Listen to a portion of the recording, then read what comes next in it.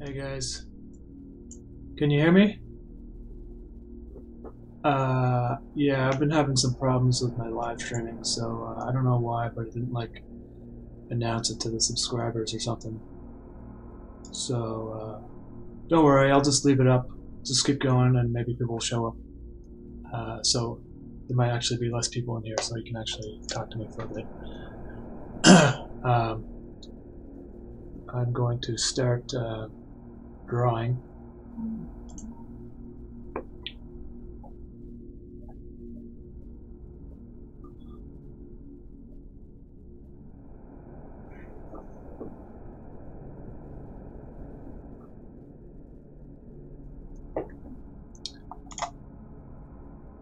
So it's yeah, so that's Spooktober stuff. You know, I've been busy doing that, and now I am working on episode 11 interface.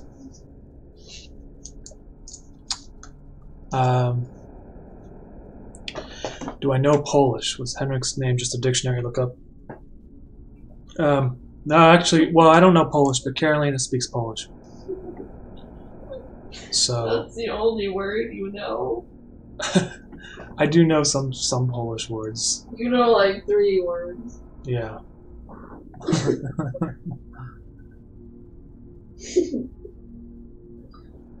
Thanks, Kyle, Clayton, and Axels. And welcome everyone who's new to the stream, because we just got like, seems like 10,000 subscribers in like a week. It's crazy. So also, I got some good news. In the future, maybe as soon as this week or next, I might be able to do some musical streams. So I might be messing around on the keyboard. You can listen to some music while I make it in real time. I don't know if I'll be able to talk too much when I'm doing that, because it's kind of... DJ Justin. Yeah. DJ. Okay, cool. My toolbar was missing there. Okay, it's back.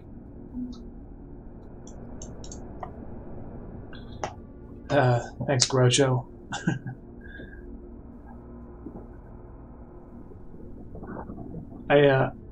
Caroline, are you reading the chat here? Because I can't. What's wrong?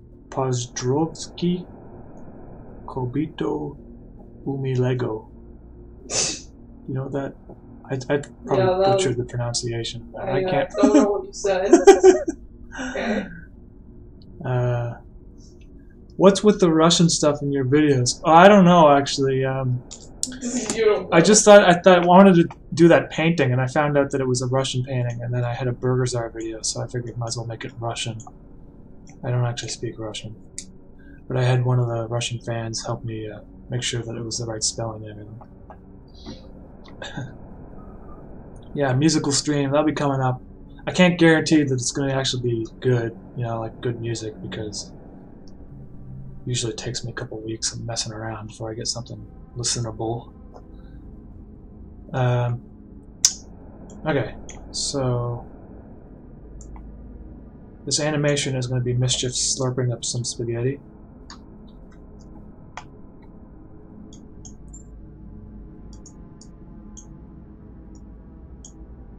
And this is my spaghetti layer right there.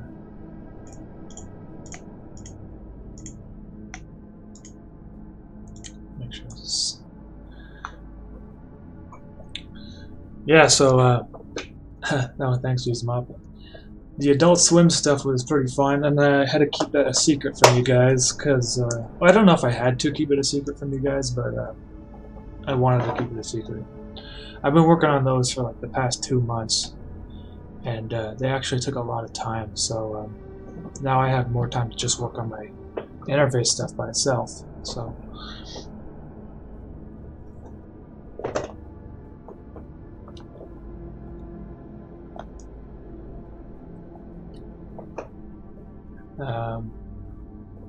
Moralities a spook. Mischief is my own voice. Yeah, it's me. I just I manipulate it with audio.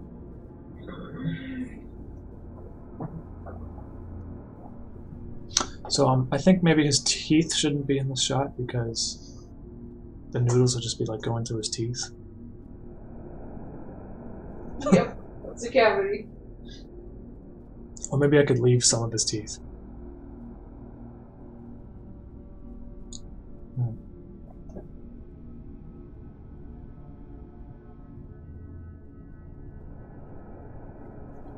He usually doesn't move his teeth at all.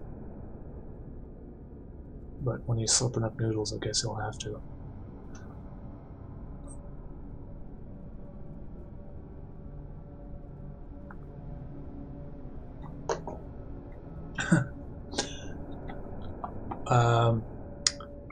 What is your favorite VSTs for your DAW?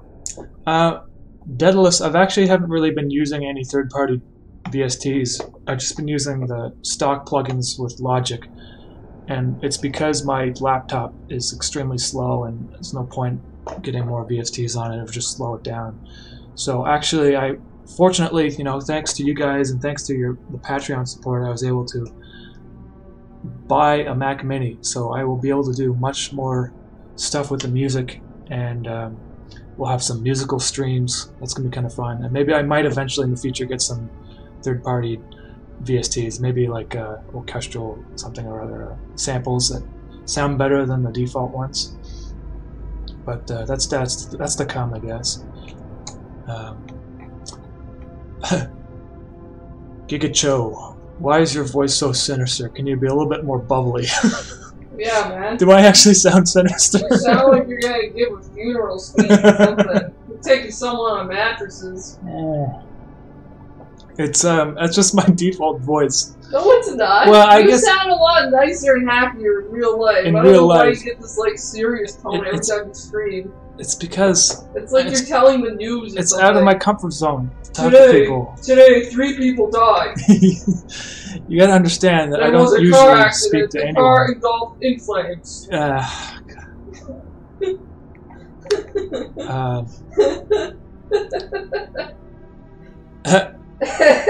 Elfindale, is that your mom in the background or your girlfriend / wife? It's not my mom. Do I sound that old? It's Carolina. She's my girlfriend, but we've been together for like 10 years. Oh, for 3 We're decades. gonna get married soon. So. For 3 decades. Yeah. I'm so old. I'm actually 54. Justin's into those gifts. Yeah. Okay, so I'm gonna show you some tricks here. This helped me a lot when I was doing this Spooktober video. Actually, I'll show you right now if you guys animate with Photoshop. Where is it? Spook. I'll just find it manually here. It's somewhere. Bonus videos. Skeleton.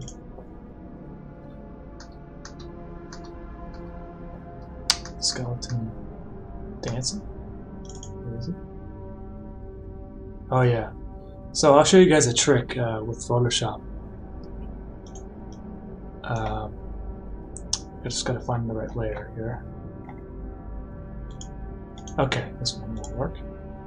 So when I was animating the skeleton, you see how there's like a black outline, and he's kind of got like this like beige kind of like shadow. I didn't actually draw all that manually. All I did was I drew the bone like this, and you see how it comes with the drop shadow and the outline on its own. It's because in Photoshop you can set styles to the layers, and you can set styles to a folder or an animation layer, and so you can turn on these things here like inner shadow and color overlay. And hey Aaron Wright, thanks man, thanks for the support. I really appreciate that. Dude. Yeah, dude. And you see this one here, outer glow? Would you settle down there? Go to the giggle box in the background. What? Okay, so you can see how you can increase the thickness of it as well. Eh? That's kind of cool. And one thing you have to do, though, if you want to work with pixel art, you have to set the contour editor to be like this. Otherwise, it's going to look kind of blurry around the edges. You want it to be like sharp pixels, so you have to do that. It's just a trick. So I'm going to try to do the same thing with the spaghetti here. I can't stop laughing now. No one cares that JPEG. Maybe you don't care about JPEG, but I care about JPEG. You want to play about it? Silly question, do you do all the voices for your cartoons? No, I don't do all of them. I do Mischief's voice and I do Hans' voice from the Barry videos. But usually I hire someone, or if someone offers a voice, and if they have the right voice that I'm looking for, I'll do like a sort of collaboration, whatever. If usually though, in the description, if you're looking for the voiceover artist, I always put a link to their stuff, and you can find some of their voices, like the guy who did the Soup Son video. he's like a professional voiceover artist. So, okay, so you can see how now there's a drop shadow on that noodle, but it's a little too thick. Maybe I put a.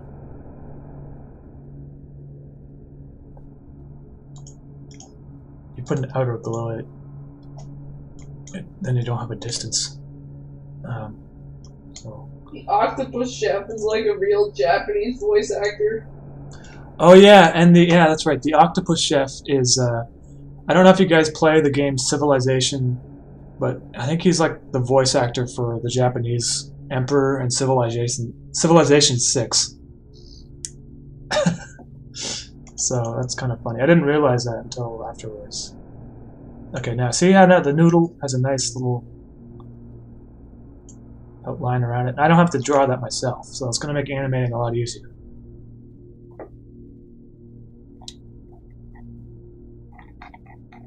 Exclamation mark, exclamation mark, exclamation mark.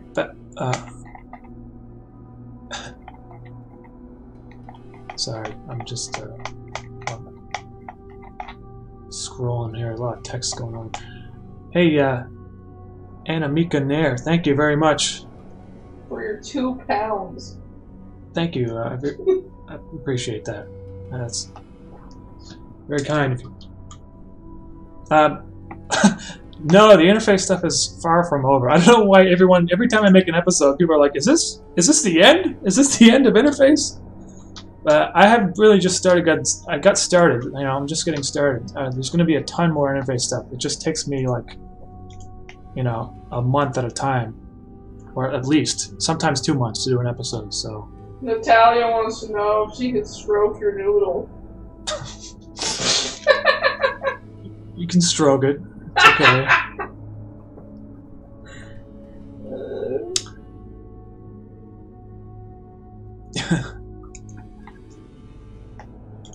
Okay, let me just do some animation here. I gotta zoom out. I'm like discombobulated. It's too close. Okay, there. I think that noodle might be a little too thick. It doesn't really matter. Let me just draw it again.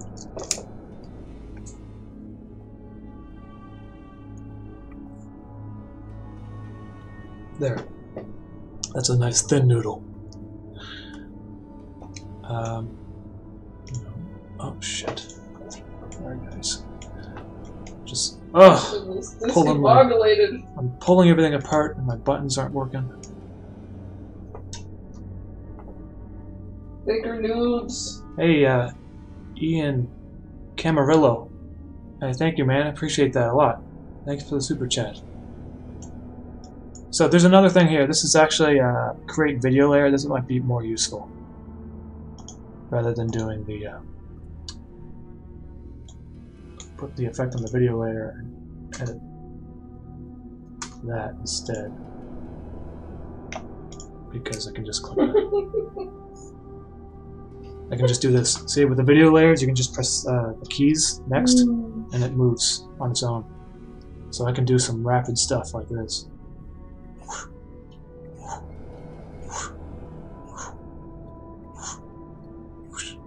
And then if I set my in and out points, it looks like he's slurping real quick. But what I want to have happen is I want the noodle to like slap him all over the face and like go back and forth. Isn't it a bit cannibalistic for him to eat noodles? That's true. Yeah.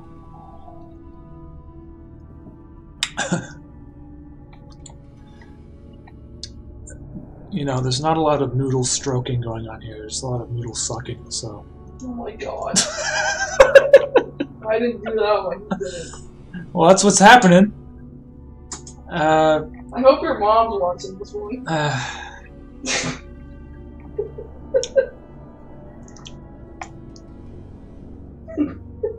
Porto Rock Williams, hey, thanks, man. Appreciate that.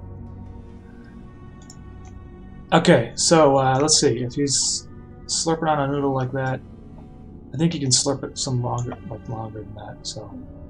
Doesn't slurp noodles. I want the shot to be kind of funny, like when he's like slurping his noodles, just like. What's that? He's slurping his noodle. It's a shared noodle. It's on the table. He's pulling a Marilyn Manson. What's that? Pulling a Marilyn Manson.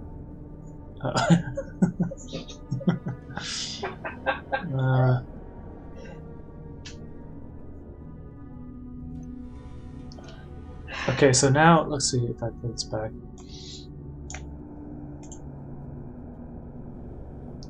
So how would the noodle like fly up and then slap him on the head? Oh, you know why? Because it's it left the table. You can't see it. So now I think do some crazy stuff. Let me just pull this all out. These frames here.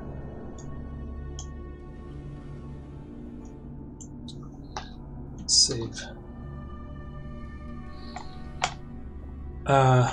Yeah, my parents watch all the stuff I make on this animation channel.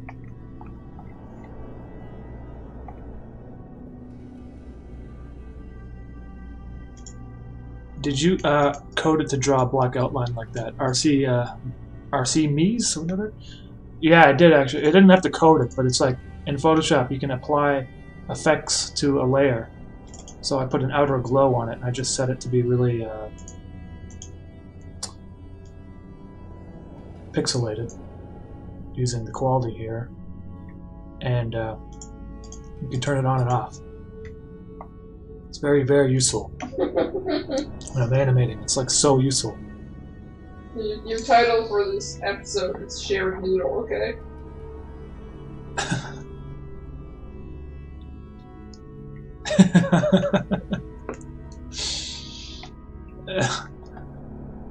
Interface episode 11, Shared Noodle. Hey, thanks, Ariu. Goblet? Thanks you very much.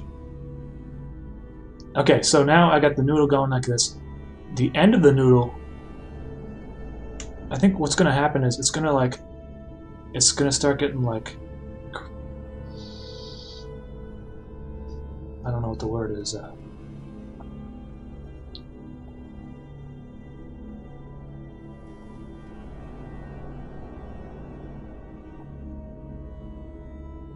It's gonna start getting loose.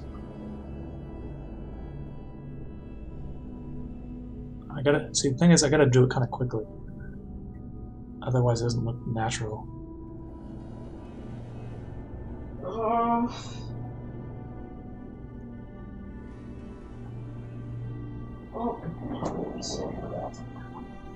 Oops.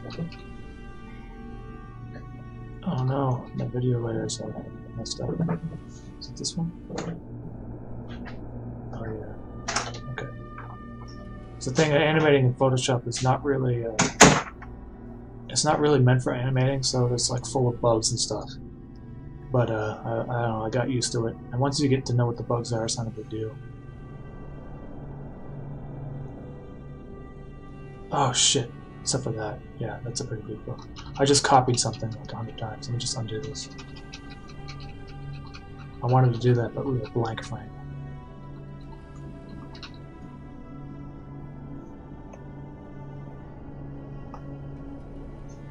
Okay, let's try this again.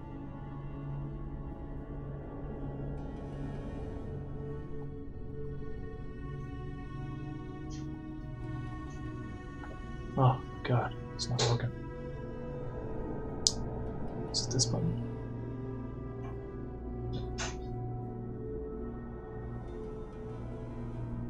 Whatever, I'll just, you know, I still got some frames here, so.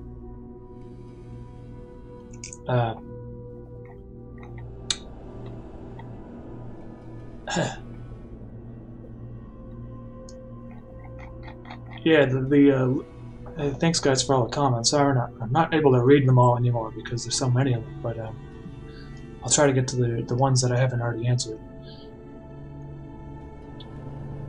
How long did it take to recreate Ivan the Terrible and his son Ivan for your Burger King video? It actually took me a while because even though it's like there's like really not that much animation in it, the video had to be high detail. Like the drawings had to be really high detail. because I was zooming in, and I didn't want it to be just pixelated when you zoomed in. I wanted it to still be 100% pixels when you zoom in to his face. So I had to work at a really high resolution, and I'll show you, I'll pull it up so you guys can see what I did. Spooktoberfest.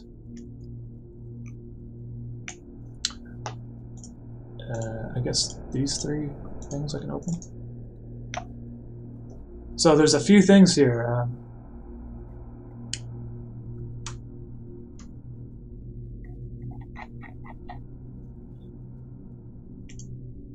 You notice how okay, so this is the same drawing of this. It's just that it's lower resolution, and the reason why is because when you first see the painting, it's quite small on stage, and it looks like sort of like this. But if I were to do that with like a high resolution image, excuse me, it would not look very good. Like if I take this and I scale it down, it's also missing detail. I mean, I guess it would look fine, but in terms of like the aesthetic, it looks too detailed compared to my other stuff. So I wanted to do like a rough version like this, and then when it zooms in, it's high resolution. And then like, it took me a while to draw. I think I spent like 3 hours on this image. So there wasn't much animation there, but it did take a while. Why do you use Photoshop if it's not meant for animating? Because one of the things is TV Paint is like $1,000, and I tried using the demo for it, and I wasn't crazy about it. Maybe it's just me, but I haven't learned it enough, you know. And there's not many raster-based animation programs, and this actually works pretty well with like After Effects and Premiere. So, despite animating in the Photoshop section of it, everything else is pretty good. So, I just stick with it for now. It's also because I pay for an Adobe subscription, so I don't have to pay anything extra.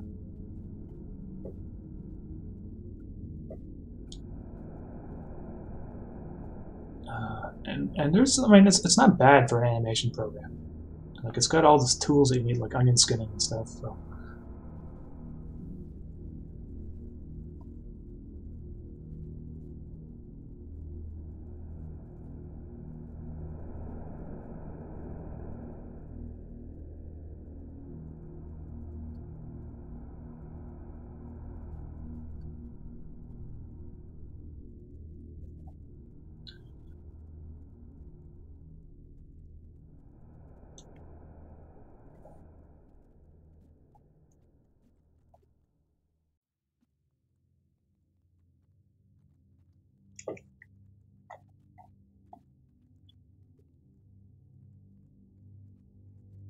RC me, say thanks, man. I appreciate that.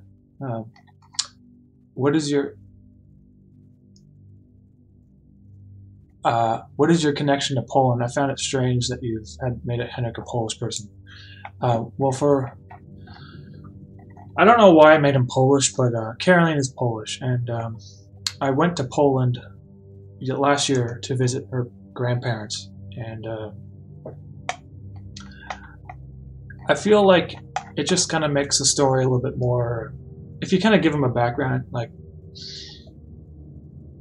I don't really know why I made him Polish, to be honest with you. I just thought that he kind of looked Polish, and he's basically like Polish, but he, you know, obviously was in America at a certain point in time, taking photographs of nuclear bombs, and then he ends up in Canada, so it's just more like his heritage rather than him actually being Polish. It's just more like that's where it came from originally a long time ago. So.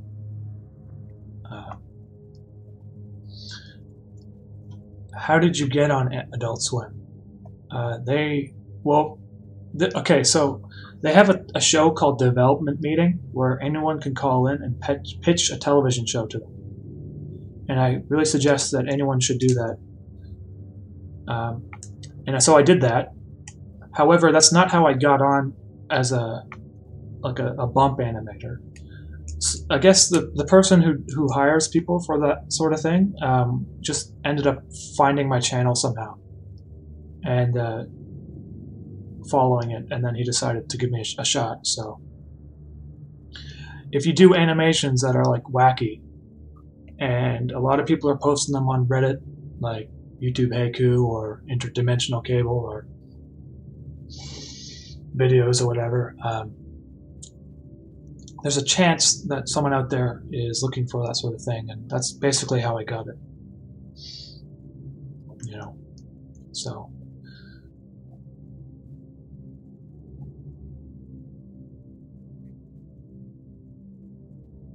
So I'm gonna just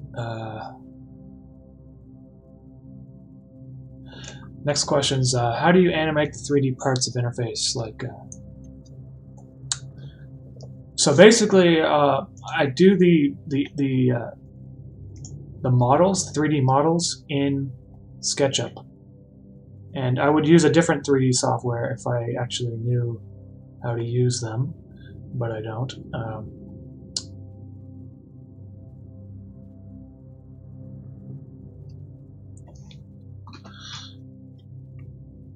And then I import them into Cinema 4D Lite, which comes with After Effects for free, the Lite version.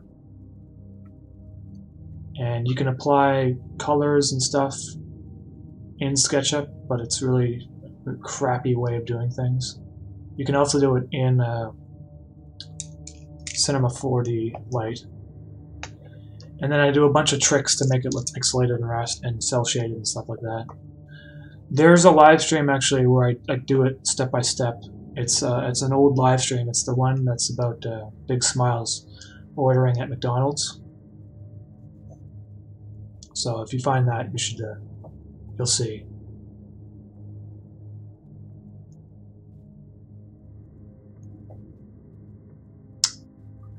Oh, and Augusto, hey, thanks man for making that TV tropes page. It's really well done, and it looks pretty cool. It makes everything look official.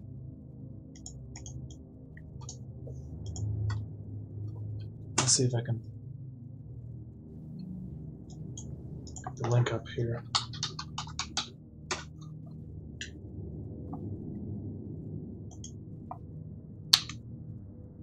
Augusto, he made this. Let me just drag it over. Oh my god, computer. Computer's lagging. Alright. So, this is pretty sweet. Thanks man for doing this. This is really nicely done.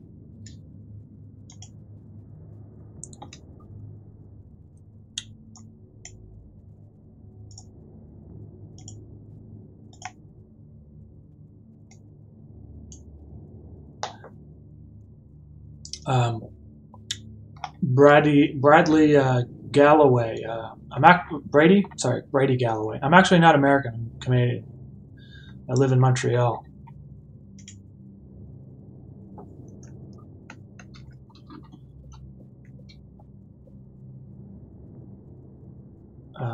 So you know what? This noodle shape is too similar to the frame before it. So.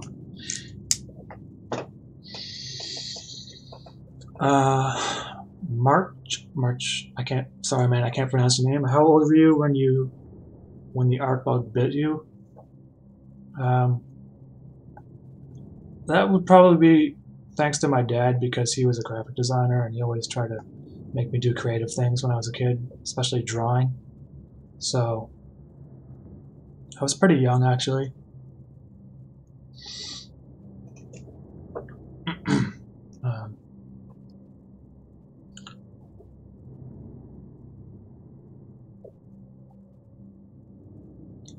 I see that you inspire the series with a lot of art, and will there be any Latin American paintings that will inspire the series? The works of Carlos Merida. Hey, you know what, Marco? That's a good idea, you know? I'm always looking for, like, different types of paint. Oh, you know what? That guy's stuff is pretty sweet. Yeah. I'm not going to say it will happen anytime soon, but I will keep that suggestion in mind because I really like incorporating the paintings into my interface series. I think that's going to be kind of like a reoccurring theme. Oh yeah, this would be kind of cool too. And Casino. I think part of the problem is I'm not too familiar with Latin American painting, but I will look into it because, you know, I think it helps enrich the series somehow.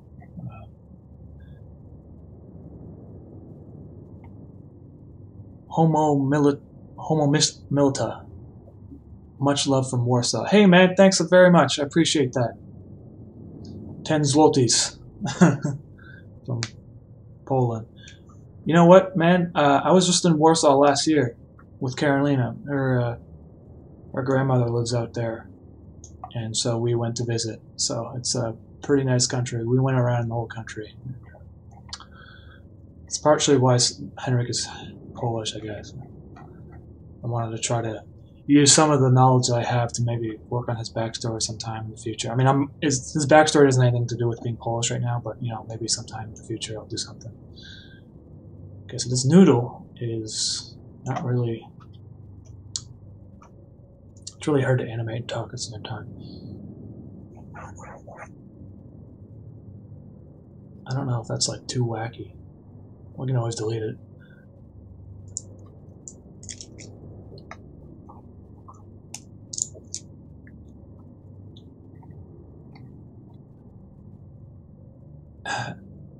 Hey there, sir. Your stuff is so funny. Can you give a shout out to me and my friend Aaron, who are fans of your creations? Hey, David, Sebs, and Aaron. Well, thanks for the comment, man. I appreciate that. And how you guys doing?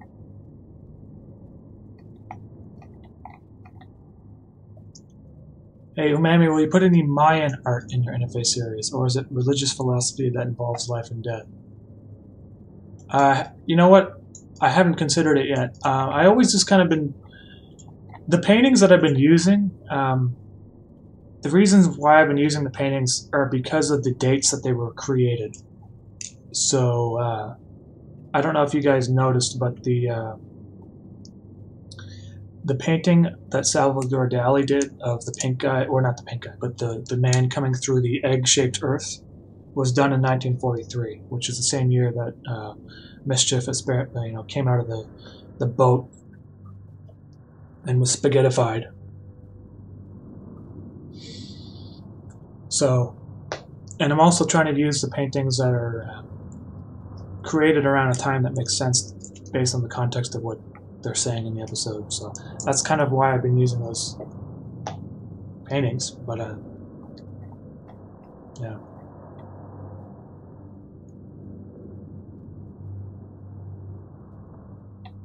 It was Efren Racino's mainly. The guys. Oh, okay. Because I tried searching it, I didn't see much because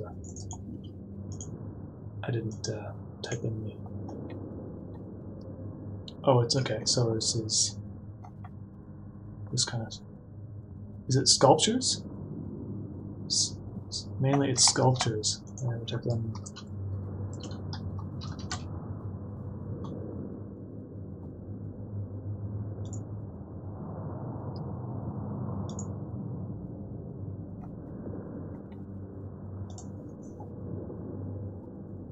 That's pretty cool. You know, I haven't seen any of this stuff before. I'll have to take a closer look later on, I suppose.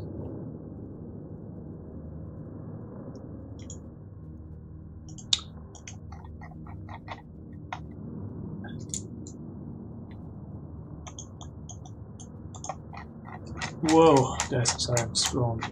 I'm not gonna catch up. Okay.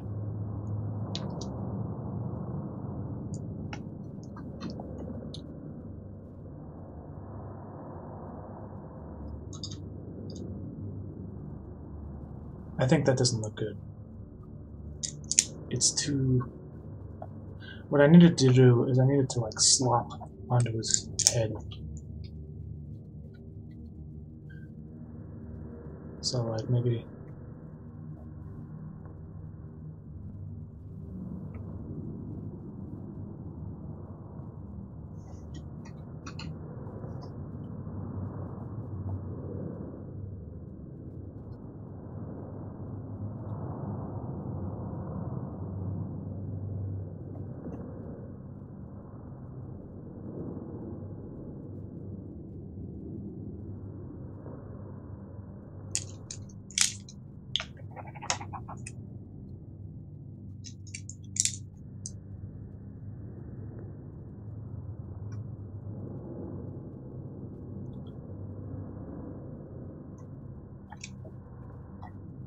is Mischief going to be used in more standalone shorts like the Adult Swim ones?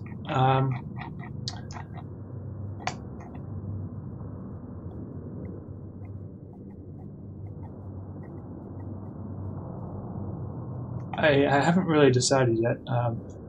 Basically, the reason why he's on standalone in those episodes is because the stuff that's in Adult Swim, there's no context to having Henrik in the storyline, so he was kind of on his own. And you know, in the Interface series, he says that he's done stuff to people in the past, whatever. So I mean, he's been around for like 80 years or whatever before he even met Henrik. So basically, yeah, it's just kind of they're kind of standalone, just weird episodes on kind of like character building, I guess.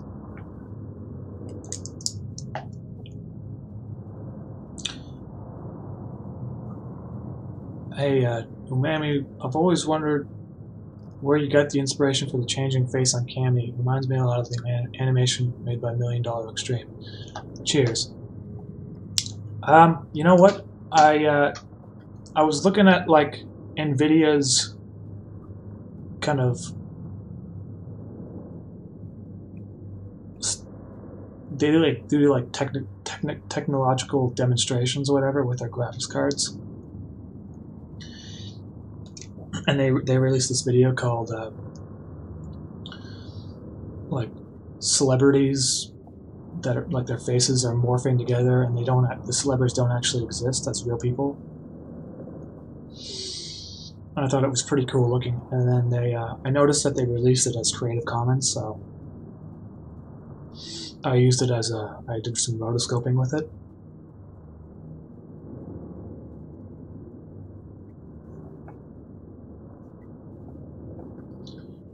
And there wasn't really, you know, it kind of like, it looked cool, and I was like, well, how can I use this in the story somehow and incorporate it, and then that's basically how I work. And then I use the music to kind of influence the decisions.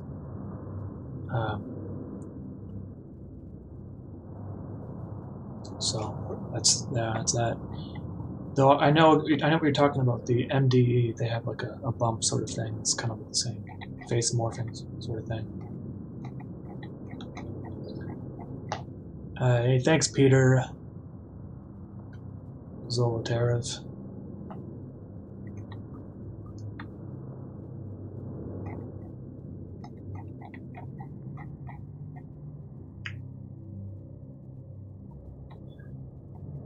Have you ever, by chance, seen anything called Neon Genesis?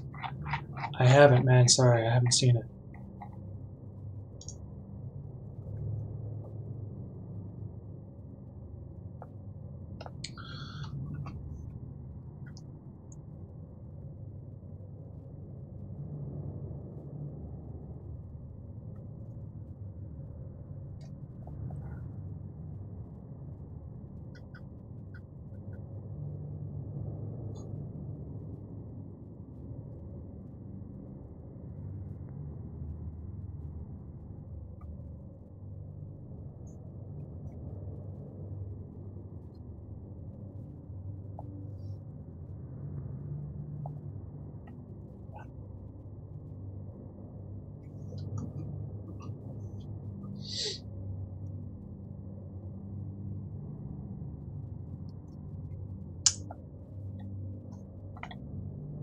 Pandora, to your question there about the guy entering the restaurant and him becoming more of an important character. I don't want to like talk too much about the possibilities of what may or may not happen to some characters, but he's basically, it's kind of like I don't know if he's going to be more of an important character, but he's just kind of like a world building character, which means like if you think about what he represents, he kind of has something to do with like the the corporation watching over the citizens or whatever, because he was in the UN meeting, and it kind of justifies the octopus for being neurotic, because there are people out there that are looking. And you'll probably see him again. That's also that, I guess.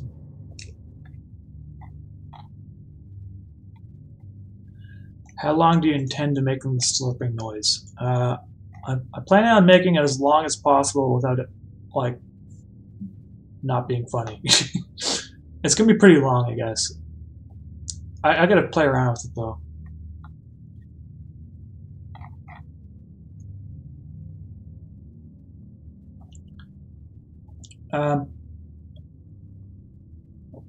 Hey, Sling Rush, is your channel always going to be centered around obscure animation? I mean, I don't have any plans to stop doing the animations right now, so for now, yes. I mean, I don't know what I'm going to be doing 5-10 years from now, though, so we'll see. But for now, I'm just keeping it animation. I don't want to like put something up that isn't animation, because I feel like people subscribed for the animations.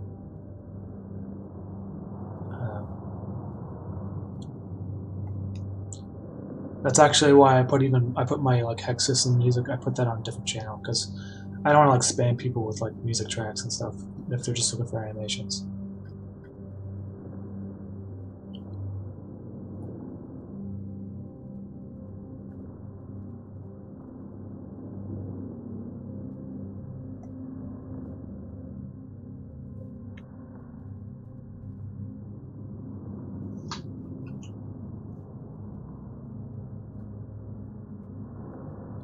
Now right here, you see how there's like a whip, and it like goes into this shape. I'm wondering if I should like make it like motion blurred a bit, you know? If I make it thicker.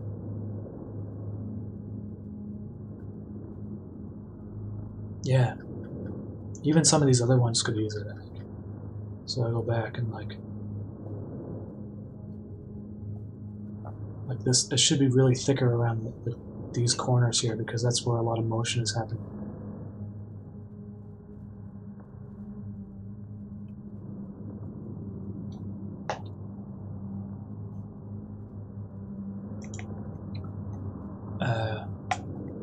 The Chosen One. Subscribe to the animations I did. Hey man, I really appreciate that a lot. I appreciate that so much. Thanks very much for that. You guys are great. Yeah, I've been putting the interface stuff on Newgrounds because it doesn't really take much effort for me to just upload them there, and you know, there's like there's a lot of people that don't even really use YouTube that much on there. They just go to Newgrounds, it seems. So I wanted to make sure that the people on there could see the animations. I knew they would appreciate them.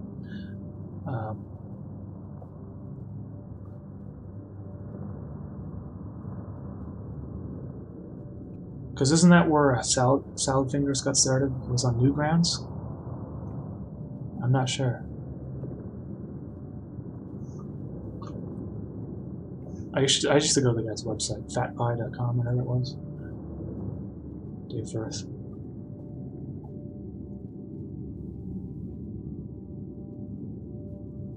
Hey, Van Troy, hey, thanks man, I appreciate that.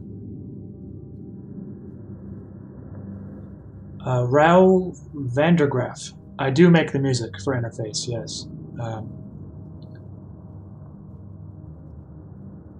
All the music for Interface is original, so I'll probably release like an album or something eventually. It's just right now it's a Patreon board until I have enough for an album or something. I gotta figure it out. I think this is gonna make a big difference. Making it thick.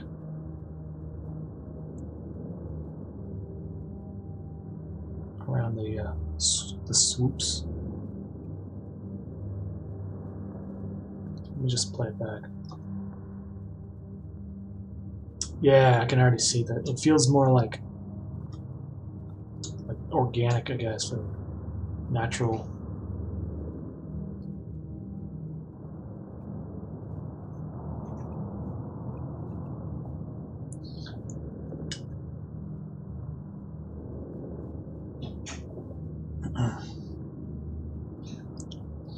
If there was more people supporting Newgrounds, we could have a golden age of animation right now. Yeah, man. I mean, I feel like people gave up on animation because of the YouTube algorithm and how, like, basically you have to upload really frequently in order for it to get a lot of subscribers. And it's true to a certain point. Partially why I did the Spooktoberfest is because I wanted to get a bunch of stuff out within the same amount of time, just as a test to see if it would bring in more viewers. And it's my viewers, my test has kind of been skewed actually because of the Nexpo review. He brought in a lot of viewers just on his own, so I'm not sure if it was because I added like 3 videos at once. But I feel like, you know, people really do appreciate animators on YouTube when they do stick around for it, because there's not many people doing it anymore. So Ivan Gonzalez, I don't know. Hey, thanks, man. I appreciate that too. Haven't thought about something so much in my life. Interface gave me my first existential crisis. Hey, man, I appreciate that a lot. I've been kind of just doing an animation. You know, one part of the thing is that I've been doing animations for myself. Like, if I wanted to watch an animation, what would it look like? What would the character be like? And I can't watch modern animation at all, like on television. I don't know. The thing is, it bothers me so much is the flash animation. I find that a lot of times these big studios will cheap out, and it's just like I can't watch the new Simpsons.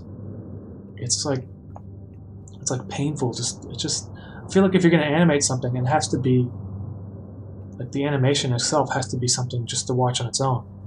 And Netflix keeps coming out with these new series, and they all look the same. So hopefully this is like different enough, you know. And also the storyline is a little bit unique, because like I sort of get it, man. Because like, there's not much stuff going out there on television, especially Netflix. I mean, some of it's good, I guess. Some of it's funny. I still watch Family Guy, honestly. Yeah, I know a lot of people hate on Family Guy. I still find that show hilarious. But oh man, what's going on here?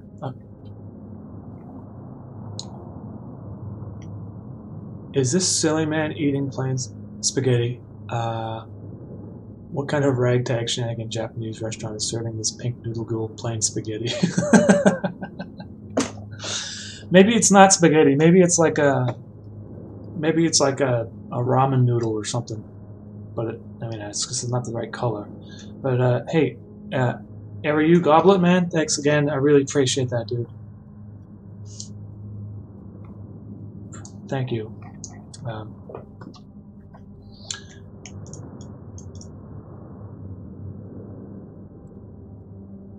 Volati or Volite. Have you thought about doing any serialized animations besides Interface, or are you planning on keeping Interface your flagship? For now, it's just going to be with Interface stuff because I can't seem to produce them quickly enough at the rate that people want to watch them. So I will just be doing Interface for now, and you know, who knows in the future what might happen. But right now, I think this is what's working, so I'll just keep doing this.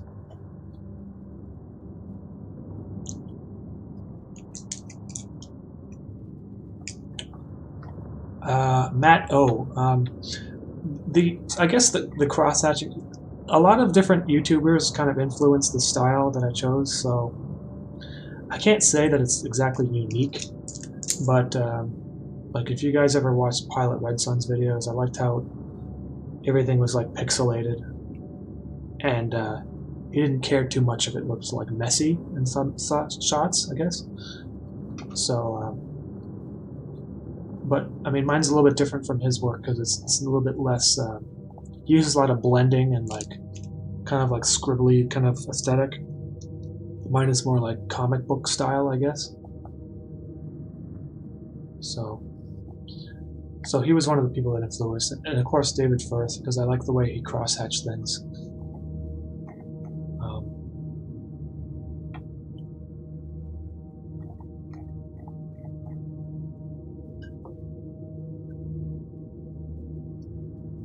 Hey Julian. Well, sorry, I'll get back to Julian in a second. How do you mix Photoshop and Premiere together conveniently? It's quite simple, actually. You can just import Photoshop files right into Premiere, and it like reads it off perfectly. So, like, I'll do an animation, I'll just import it into Premiere, and it's like a video almost. And of course, you know, for complicated things, I'll like export it without a background, or maybe just a noodle by itself, and then do some some complicated stuff in After Effects. So. And then Julian, did you study in animation? And if you did, where? I didn't really study animation. It's mostly self-taught, I guess. I did study animation, like Lego animation, when I was a kid, watching other people's Lego animations. But I didn't really like take a course on animation. Just kind of messed around. I took courses in like drawing and painting and stuff, so that helps.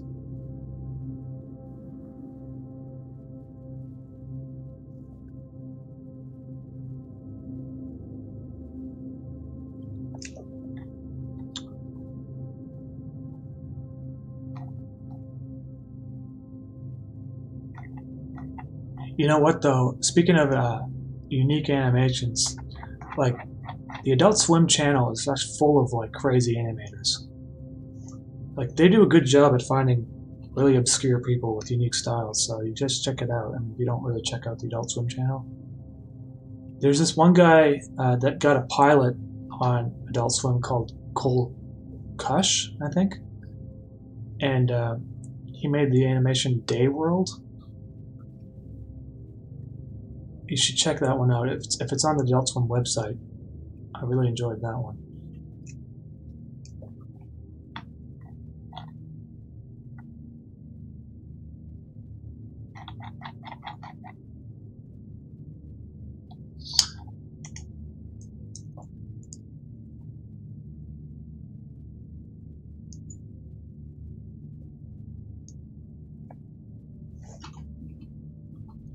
Mischief is still in the restaurant, but he's not. I don't think he's going to be talking to the chef in this one.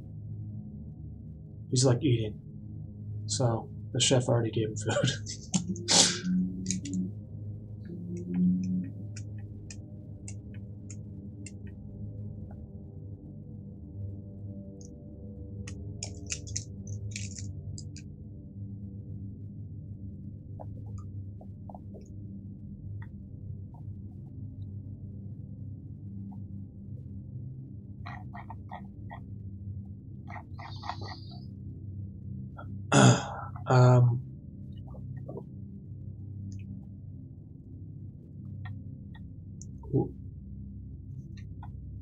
What would you describe your art style as to someone who asked? I wouldn't know, man. I don't know. Maybe like a comic book, like a comic book if it was an animation, maybe.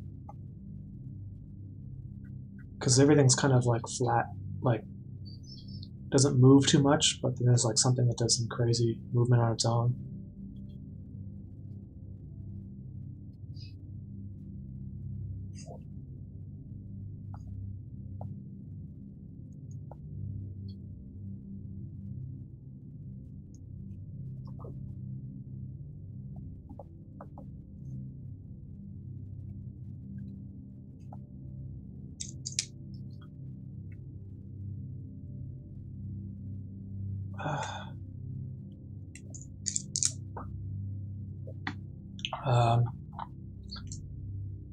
Have you... Is Starship Goldfish too clean for your taste? The name doesn't ring a bell, so I don't know.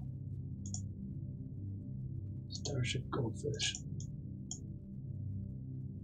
You know what? I might have to use Google for this one.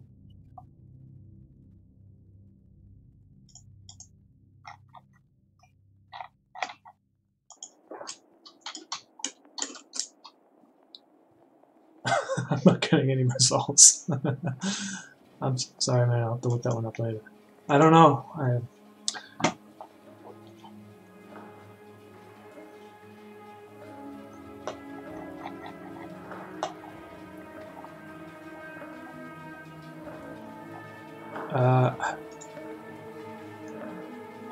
Have you heard of Jack Stolber?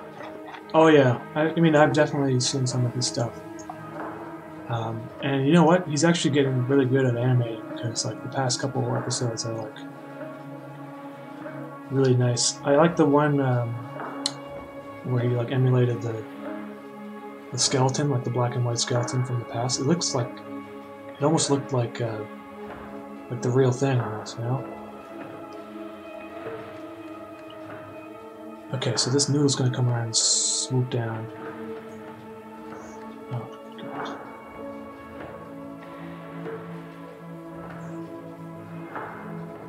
I want the noodle to come swoop down really fast. And then like slap him on the side of the face.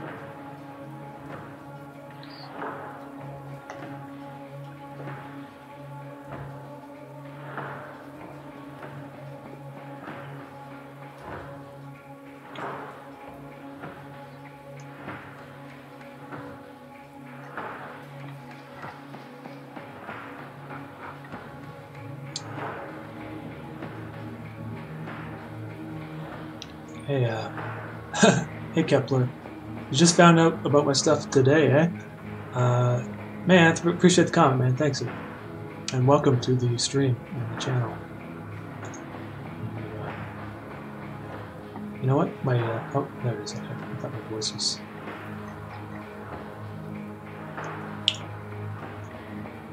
So it comes down, swoops really fast. And then this one I think will be even more exaggerated, probably.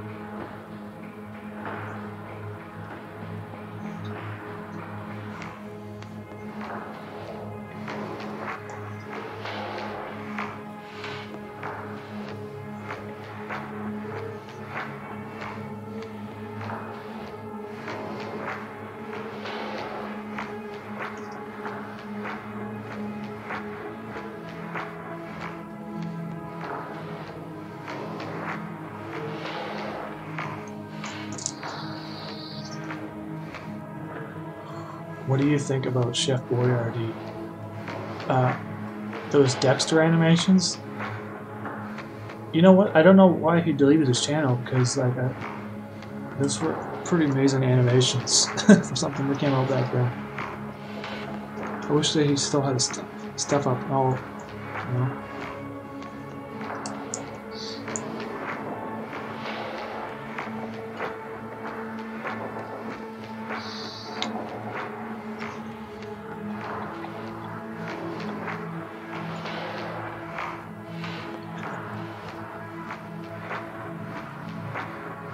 Hey, Screaming Chicken, what's up? Hey, thanks guys for all the comments.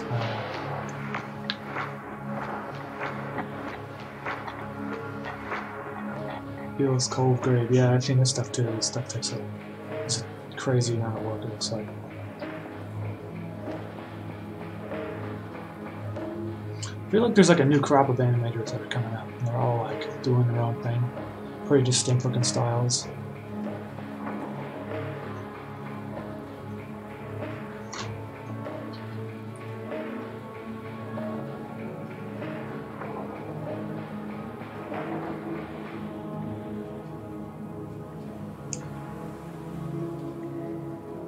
Hey, Artkin Reflex. Hey, Katie Ann, Aston, how you doing? And, sorry guys, oh, what's going on here? The soundtrack is all done, yeah, using Logic. It's all original of the series. So, you know, in the future, maybe possibly this week or maybe next week, I'll do a musical stream. Can't guarantee it's gonna be good though, but you'll kind of see how I make some music, I guess.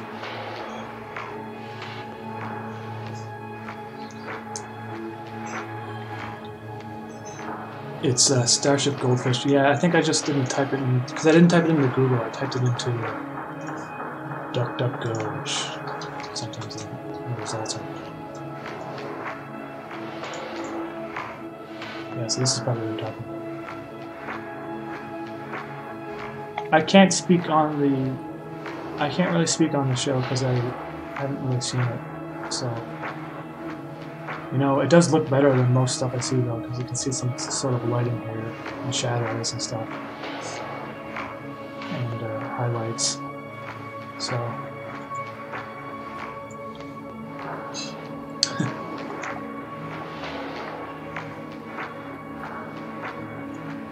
Umami, do you follow Victorians? Oh yeah, definitely, man.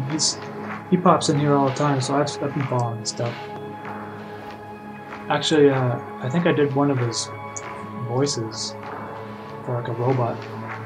It's just a very small part. I don't know if he's coming out with that anytime soon.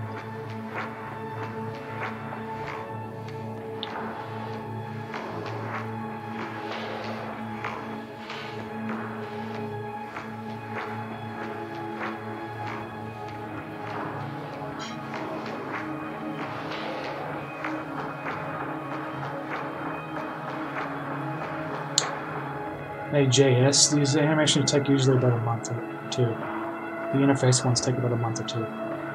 The bonus ones take about a week or maybe a little less, depending. Those are only like 30 seconds long. These ones are work.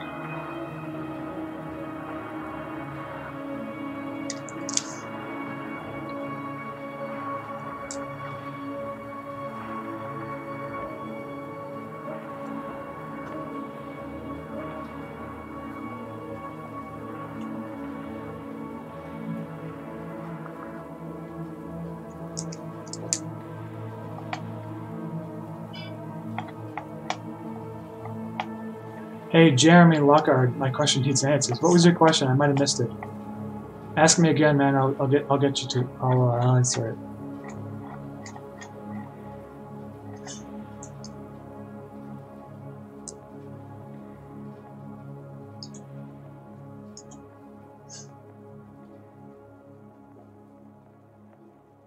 This one could be a little quicker. Kepler, how do you start producing animation? I'm interested, but I don't know where to start.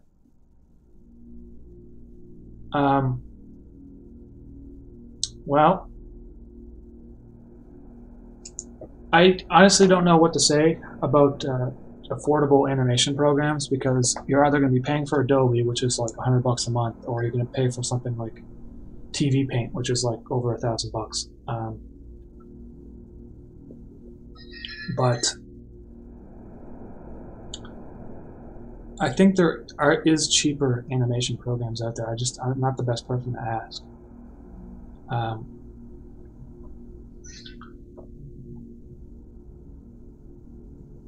Yeah, sorry man, I can't be more helpful in that regard. But if you want to start animating, I mean, it doesn't have to be hand-drawn. It can be like stop action. I mean, I started doing like Lego animations a long time ago. That kind of got me an idea.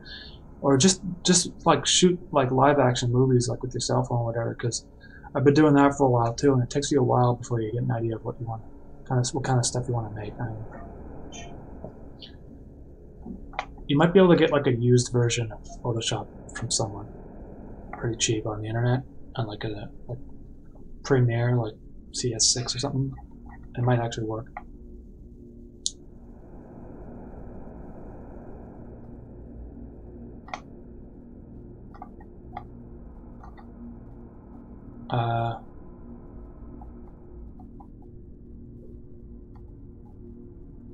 Hey Jeremy, okay, I'll get your question here. Does Cammy end up meeting Henrik and Mischief? And if so, how? Unfortunately, Jeremy, you asked me a question that I will not provide an answer to, because I don't really like giving away, you know, plot lines that haven't happened yet, because I may change them, and also I don't want to ruin it for anyone. But you know, I can say that it's safe to assume that Cammy will eventually cross paths with Henrik and Mischief. It's just a matter of time in which episode. I don't really know when. Use Krita. It's way better animation program than Photoshop, and it's open source. You know what? I think I heard of this one actually. You might have mentioned it to me last time. Let me just look this one up again. Krita.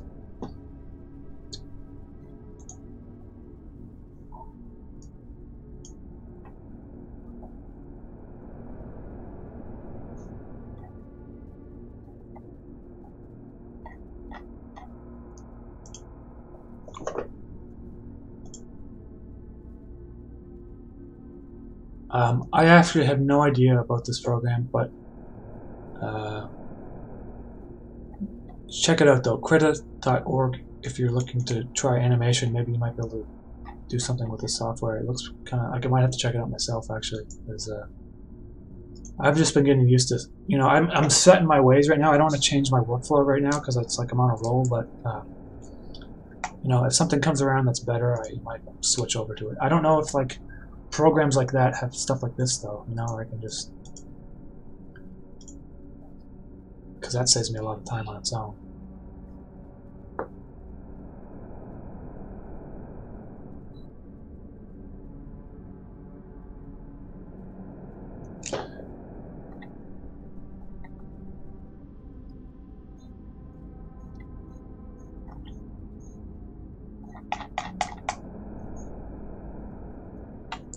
Yeah, Builder Bob, that's really good advice.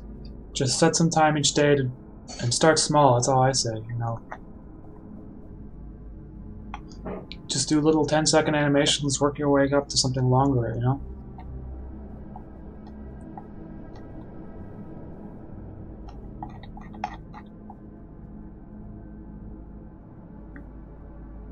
Hey, thanks, Zane. Appreciate that, man.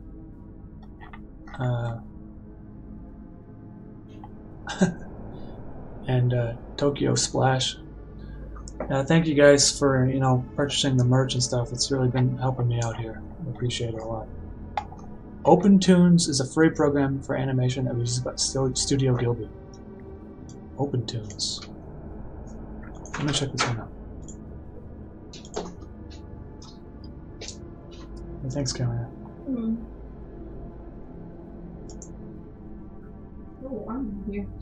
Man, how do I don't like, I gotta try this stuff out. I gotta like spend some time and just,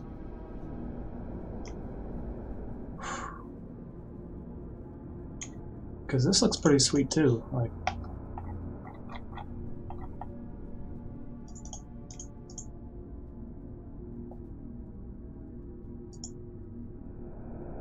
oh man, that's crazy. I'll have to try this one too. There's a lot of stuff out there. Apparently a lot of open source stuff, so. Being a pure internet, thanks for those.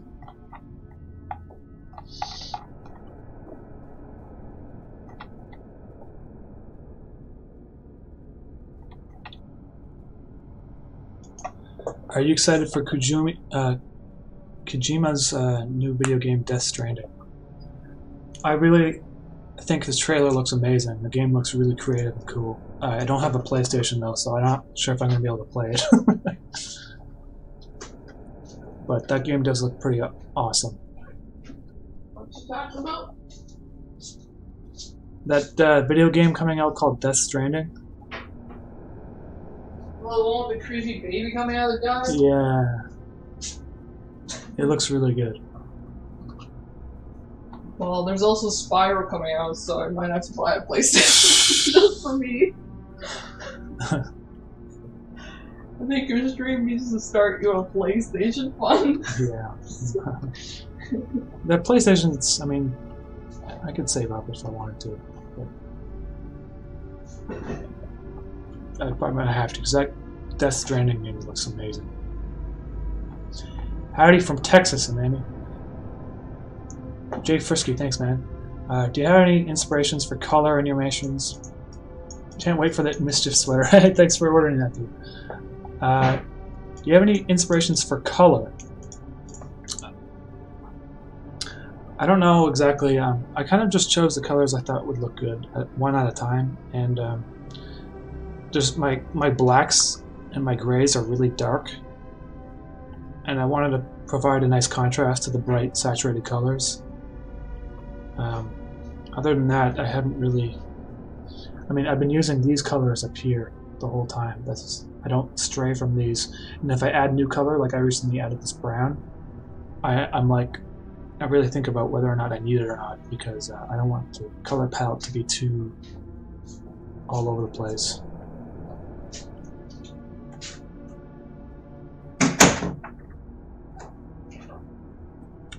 Okay, at this point the noodle like smacks him, so it should like outline his face a little bit.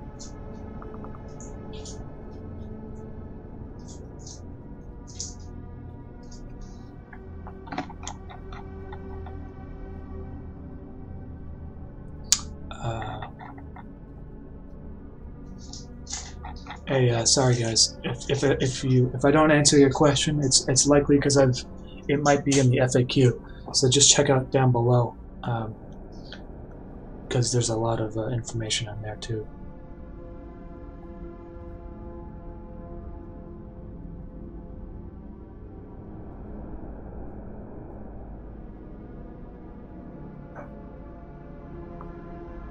Okay, there. So.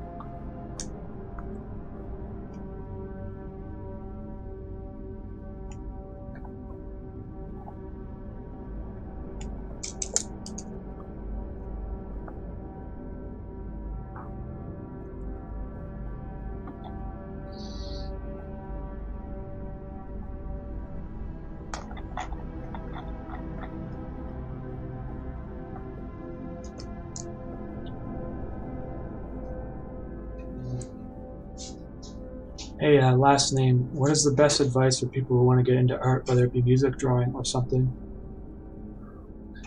My advice would be to not get too worried about doing something that's original. Like, really, you should, if you want to get into artwork, you can just start by emulating other artists that you really like, or paintings, or drawing different versions of paintings that exist already.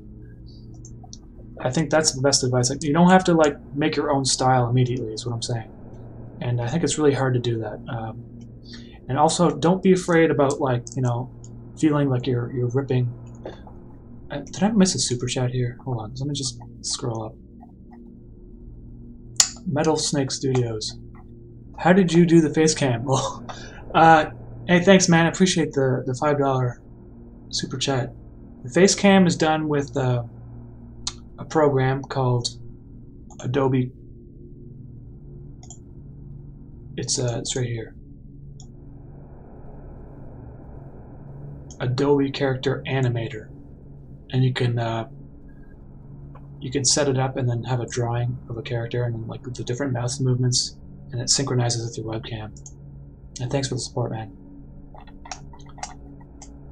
What was I saying? Yeah, so don't get too worked up about like doing something original. Like, just kind of mess around for a long time, and eventually you'll develop your own style. And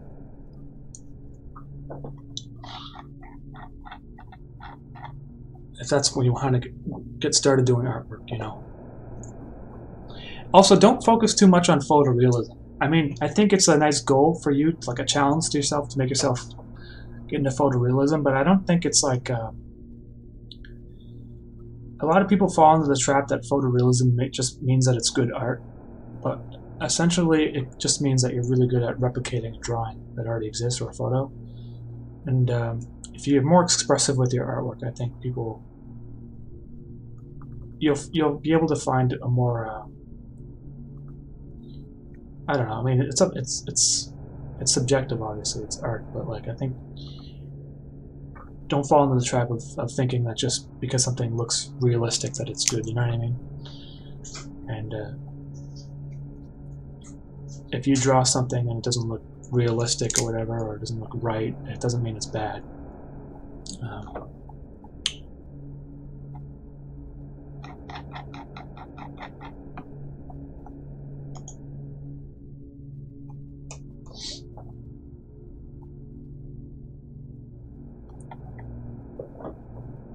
Okay, let me just play this back. So actually, that's not so bad. I wanted to like smack him right in the eye.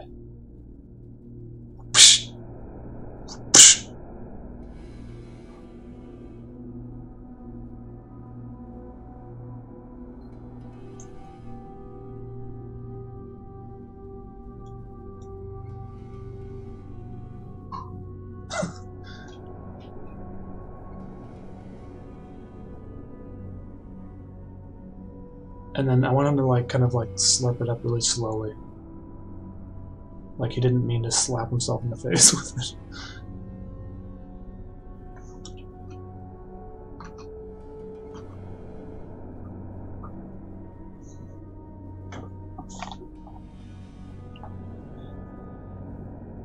How accurate is Nightmare Expo's theory on interface? Clearly, man. I think he got some things right, and he got a lot of things different from what my intention were. So I'm not going to say he was wrong or anything. I'm just saying that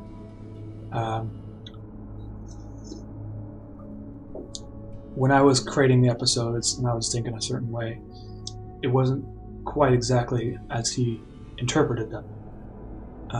Doesn't mean that they're necessarily wrong though, because you know, I might actually decide that in the future that what some of the fan theories are actually makes sense for the episodes.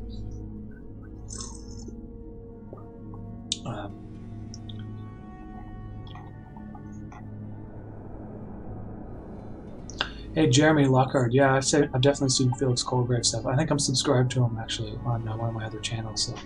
So maybe this channel. So Julian did Gross Boys. I do voice Mischief and Hands and any Frenchy characters coming to interface in the future. Possibly, I don't know, because I mean we're in Quebec. The episodes take place in Montreal, so there should be more, really. Not really. But I probably eventually, yeah.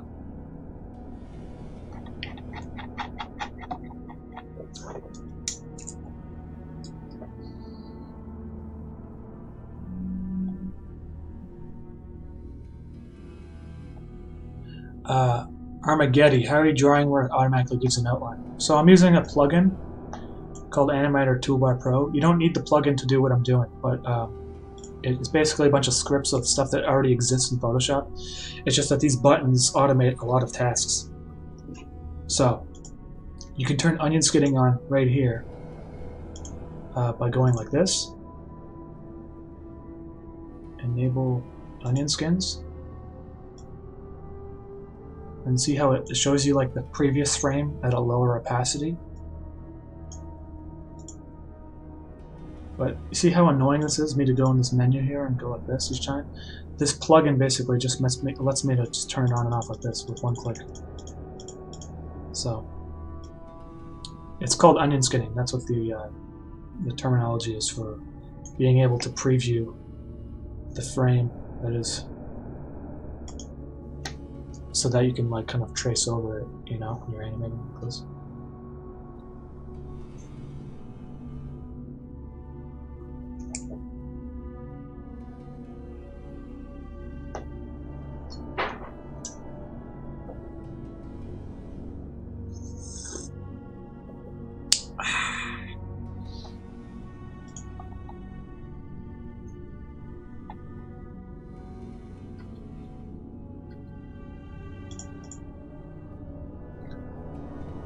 Hey, faux show!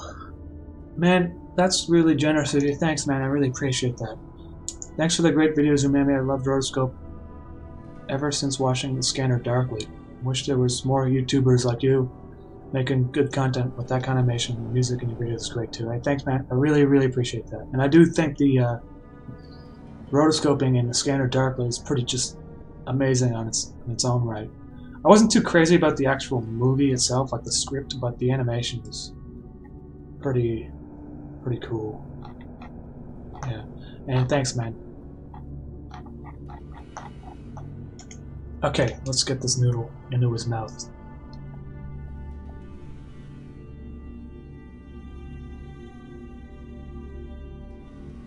So like I was saying, it's going to go in real slow.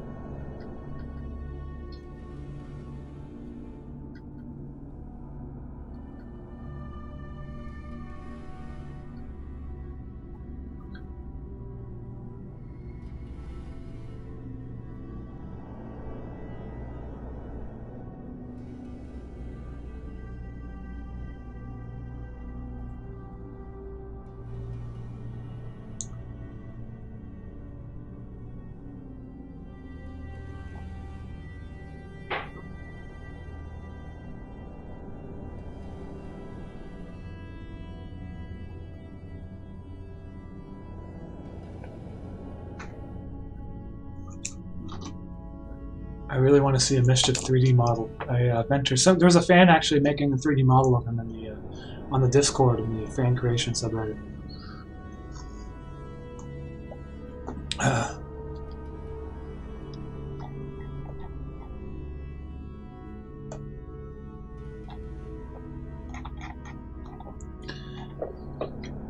What do you think of the Sleepy Cabin Crew, Psychic Pebbles? I've seen Psychic Pebbles. I haven't seen too many of those other names. Portoroke Williams. Let me just see if I can find it.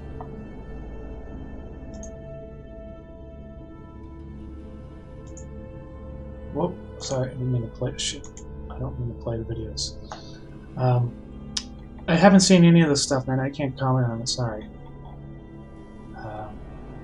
Wow, that's quite the. That's quite the banner. Okay.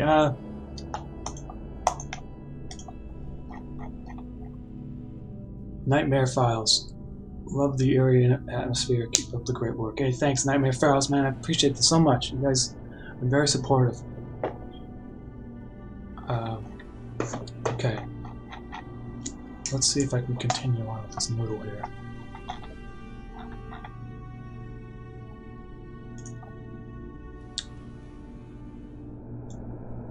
Yeah, Tokyo Splash. This stuff is really, I like the way, is it iconic looking paintings those ones are.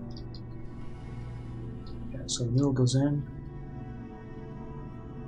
You know what though, I think right near the end the noodle's gonna like get real fast and like swoop around again.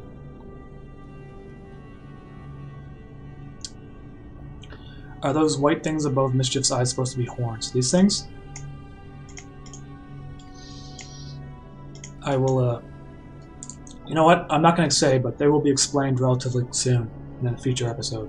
Possibly this one, so.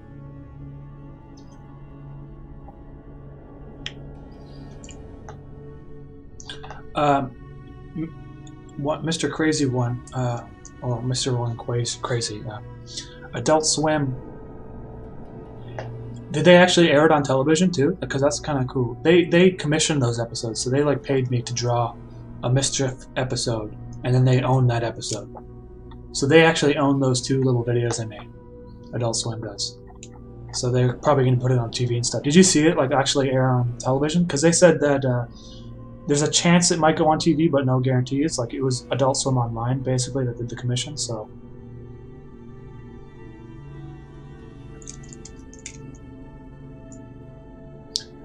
Kepler, do you interact with the Discord chat often? I try to go in there once in a while, usually late at night, but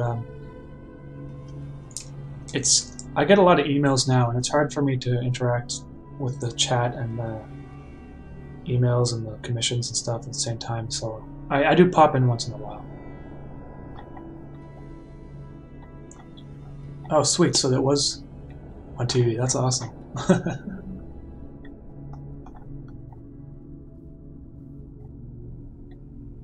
I don't have the Cartoon Network at home. I don't have cable, so I can't see it.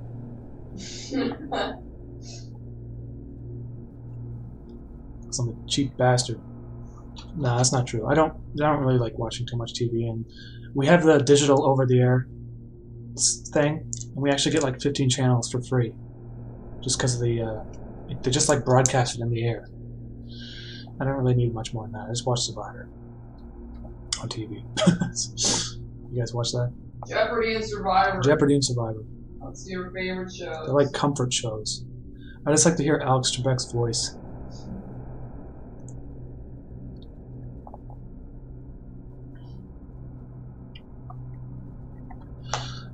Julian Grossbro voice. I chose Montreal as a setting because that's where I'm living currently, and I always like to draw stuff where I've actually been to before, because it allows me to draw it in more detail, or like I'll know certain things about the building that may impact the animation, I guess. So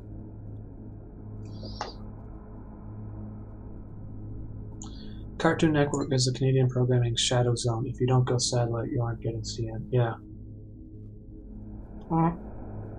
I think you actually get it if you pay for like extra on your cable box. But I'm not entirely sure. It's been a while. I knew that when I was a kid growing up, we actually had the Cartoon Network. Or was it something else? It might have been called something else. I'm not sure. King Critty, they were actually pretty open to ideas. They just wanted me to pitch a bunch of ideas to them, and they just chose the one that they liked. And then once that was it, they didn't really have too much feedback. They pretty much just gave me like full creative control. I mean, of course, if I did something obscene, I'm sure they probably would have objected, but my stuff is pretty safe, so. Okay, so I'm gonna have this like noodle swoop down.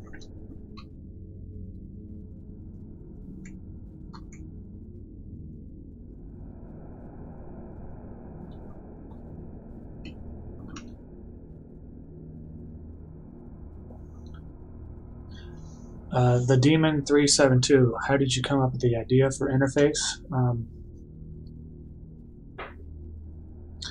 I'm just gonna say it came out piece by piece. Each episode, I kind of thought which direction I wanted to take it, and that's kind of how it went. I drew a comic of the first episode a long time ago, and that's kind of where I based my characters off of.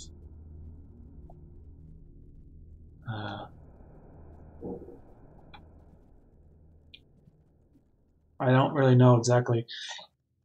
Like I said before, when I make my music and stuff, it kind of like dictates where the storyline goes, so that's probably what helped influence what happened to this, interface, I guess. I know we had YTV/Teletoon, but I'm pretty sure Cartoon Network's a package deal. Yeah, I think you're right, man. I think it was. I might be getting confused with Teletoon. I think at a time Teletoon used to like broadcast portions of Cartoon Network though, so that's why I'm kind of confused of how it works, but I'm not sure. It's been a while, so.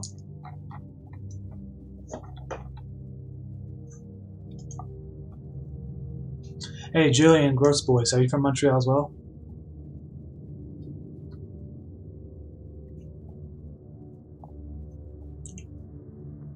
I'm probably like butchering your last name. It's probably not. It's probably like Grow Boy or something like that, right?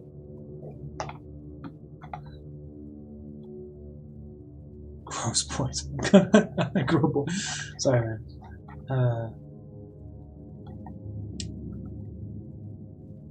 Malik, I will be releasing Interface as a soundtrack. It's just gonna take some time. I don't really know when. It will come out eventually.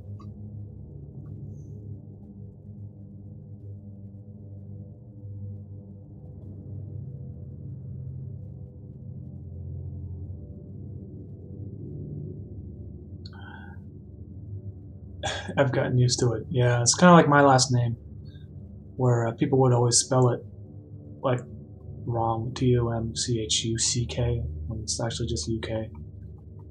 I've just gotten used to it too over time. It's just, because I'm not actually from Montreal, like I'm from Nova Scotia. I'm still learning French. I have a hard time, especially with pronunciation and stuff sometimes.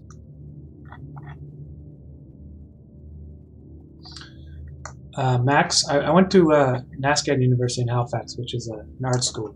I didn't go for graphic design, but I went for like painting, filmmaking and stuff.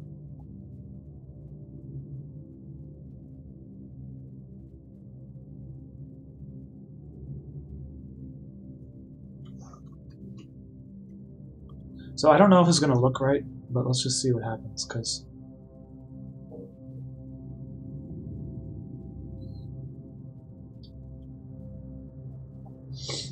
when you do like animation, like smearing like this, it's hard to tell if it's going to look good after you do it, because it looks so bizarre when you just pause it on a frame like this.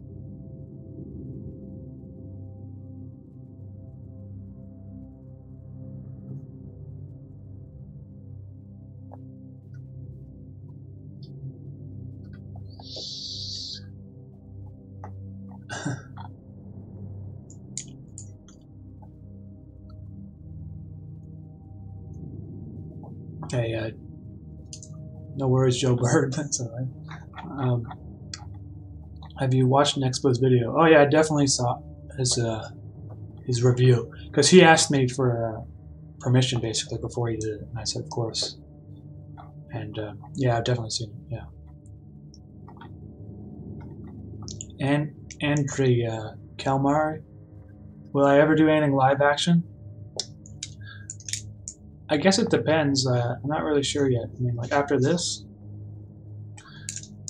I don't think too much about the future, honestly. I just think like the next step ahead. So my next step is next episode of Interface, really. Hey, see you, Joel Bird. Can you put a stroke on a pencil tool and animate? You mean like Adobe Animate? I have no idea, because I don't really use Adobe Animate.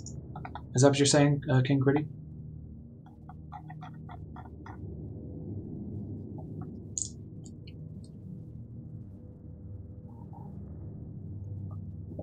Jiggly SOS, the animation is basically self-taught, but you know, the illustration and stuff and the character design and that sort of thing is all basically a culmination of going to art school and just doodling over the years. So yeah, I mean, I probably wouldn't look the same if I didn't go to art school. It probably would look worse, because we were forced to do a lot of figure drawings and stuff like that, and think about lighting and perspective and shapes in different ways. So art school probably was a positive impact over my drawing style.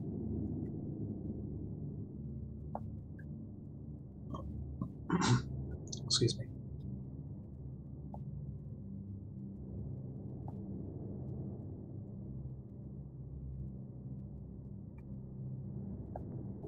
Alright, let's just see how this looks.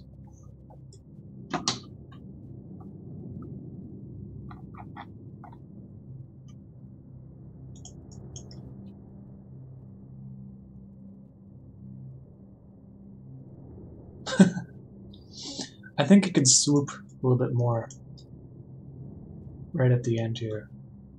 I just kind of brushed that a little bit, so.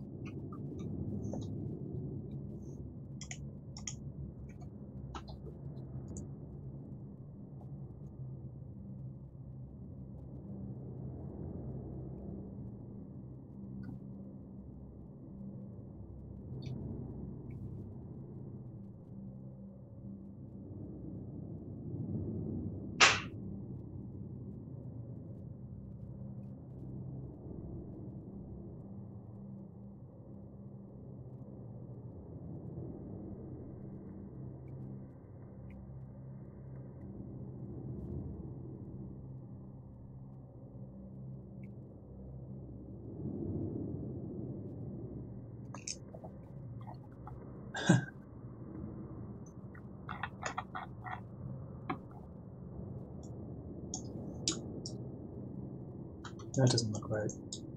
Right at the end there. Just undo all that.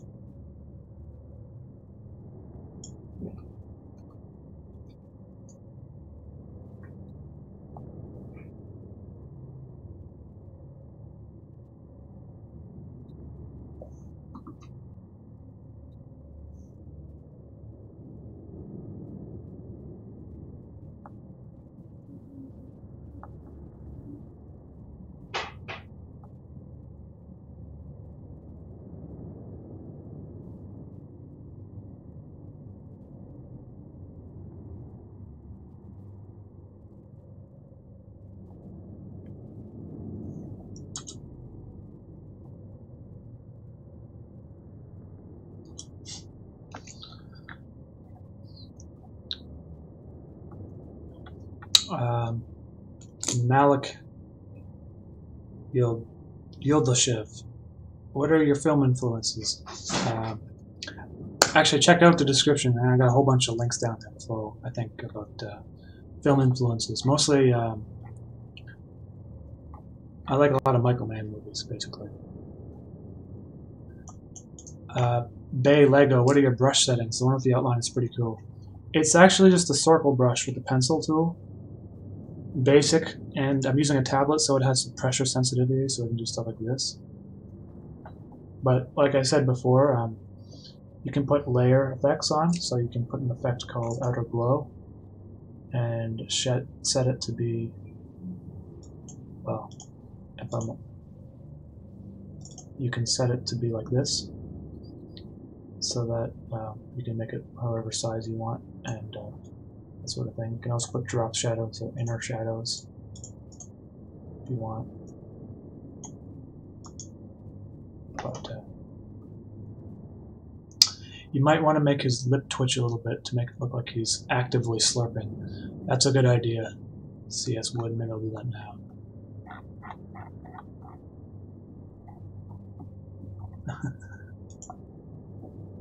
Hey, Tom Peck, that's some good advice you got there.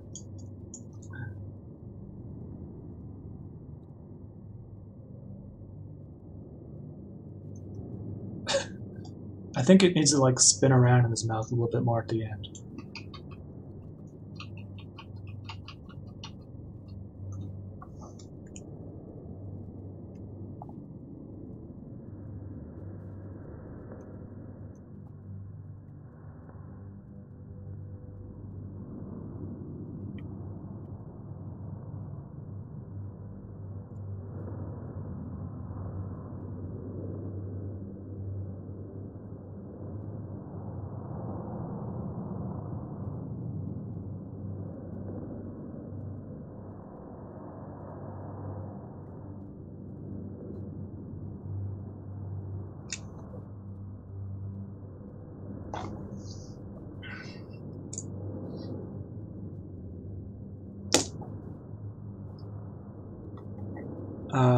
Megson, have you ever heard of The Lobster, The Killing of the Sacred Deer, and Under the Skin? Contemporary experimental soundtracks. I haven't, man, so I appreciate you sending me that. I'll check them out later, because I'm always looking for music and stuff to listen to, and I will take a look at their stuff afterwards. Would you ever consider being part of a video game team, seeing your work as... yeah, I mean, Tokyo Splash, it's something I've been considering. It's just, it's hard for me to do that sort of thing while I'm animating. I need like a team of people, I guess, and it is something I've considered, I guess, again.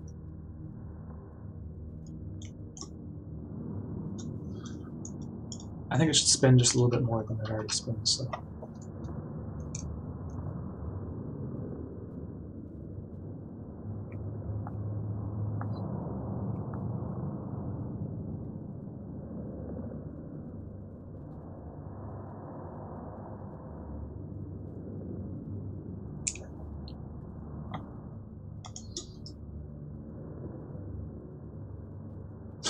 There we go. That's not so bad. I think the noodle animation is done. Possibly. I think you could spin it even more though. So.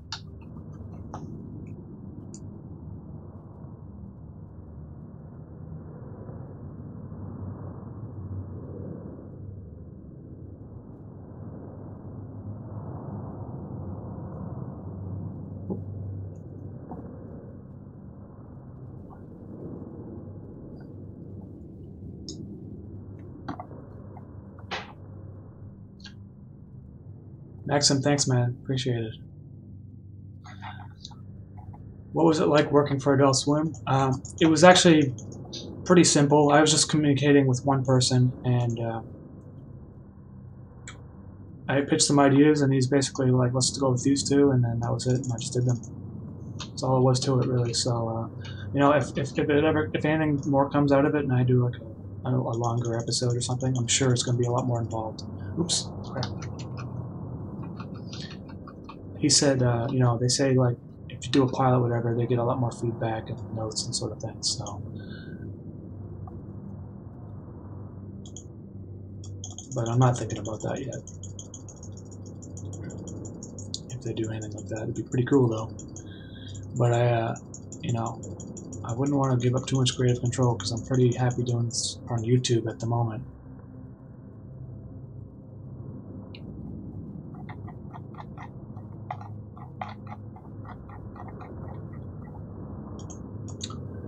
Kumakura 404, have you ever disbelieved in yourself while animating?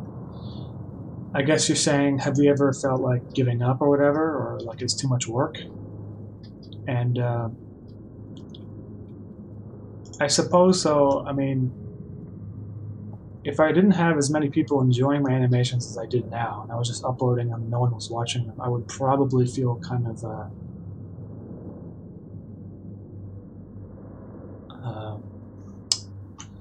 demotivated, I guess. But the thing is if you're making anything, I feel like you have to make it for yourself, so it'd be something you would enjoy watching on your own. So regardless if anyone's watching them, you will enjoy making them. You know what I'm saying? I haven't really been too discouraged though, because you know, the response has been pretty amazing, and you guys have been very supportive. So, hey Max, thank you for the heart shape. I appreciate it a lot, man. Thank you, Max.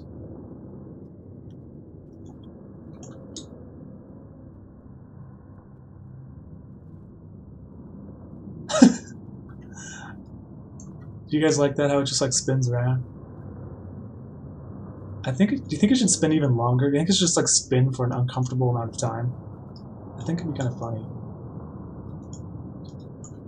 I think it should spin longer still. Hey, I just want to let you know. Hey, and thank you for the signed art. Hey, Chromatic Abomination. I'm happy you got that, received it. Thanks, man.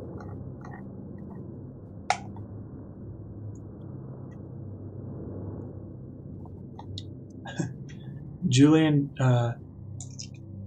you're doing an oil painting. You have to send me that afterwards, the photo of it, because that'd be pretty cool. Doing an oil painting of what? Of Mischief. He's doing. Oh. I really want to see that. Maxim, man, thank you very much for the $2 super chat. I appreciate it. Thanks, dude. Spin longer. Yeah, I think I'll make it spin longer. Make it like 20 minutes where you're just spinning spaghetti. Yeah, I think I might do something silly. This next episode needs like some comedic relief, you know? Like the previous couple episodes is like so friggin' like serious and stuff. And, yeah, I agree. And Mischief is just like this pink clown. He needs to like goof around for a bit.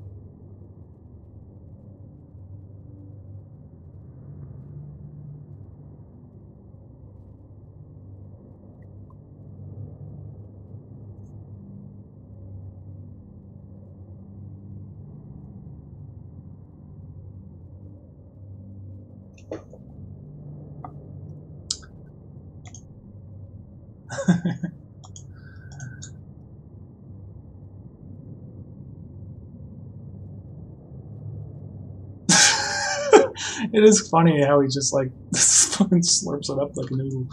Okay, I'm gonna have to. Okay, I might spin it some more. It's funny this way. Maybe have it like come back out a little bit. Like he doesn't really, like he forgot to continue to slurp.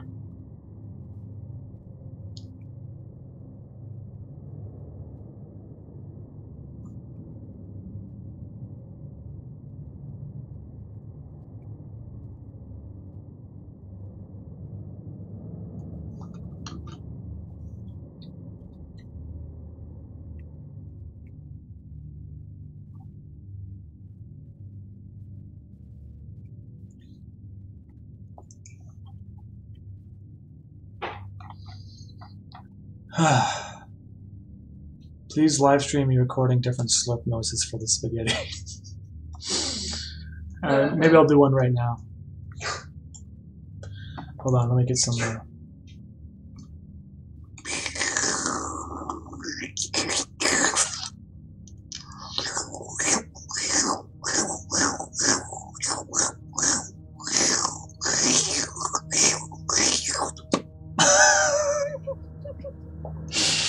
Oh man, that was a long spaghetti split.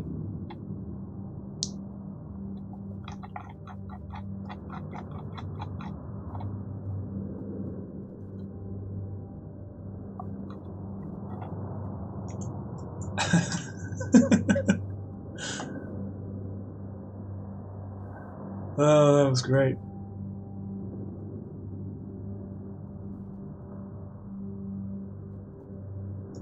I think it should still go on longer. I think this should just be like something that happens for like 40 seconds or something. How long is this? It's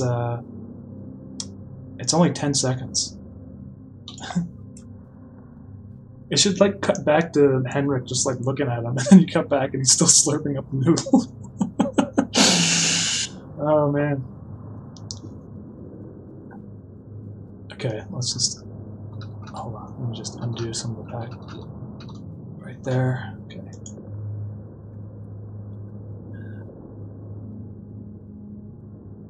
Jiggly SOS. It's Adobe Character Animator. It comes with the Adobe suite. If you get that, it's called. It syncs up your voice with the cartoon.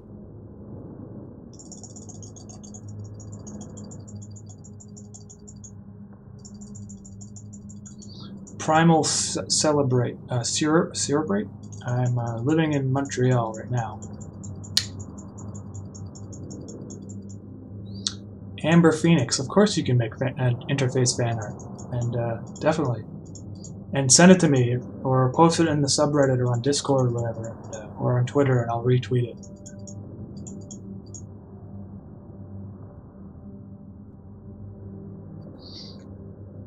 Sweet Julian, I'd like to see that. It's awesome, man. Please have me get back down. That'd be hilarious. Yeah, I think I might do that. You know what? I don't know if you guys have seen the movie Man on a Moon with Jim Carrey. He plays Andy Kaufman.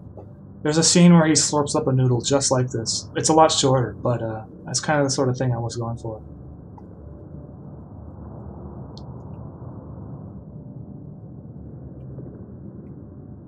Oops.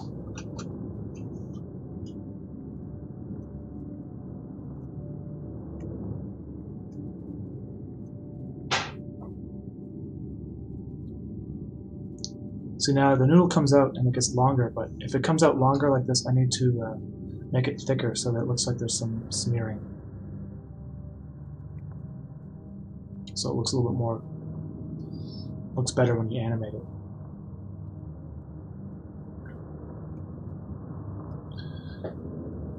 What's my Twitter? My Twitter is Umami with some spaces. Hold on, let me look it up. I don't know what it is. It's this is my Twitter account. If you guys want to follow it, I'll just post a link right here. Following Sweezney, I think. Egg Worship.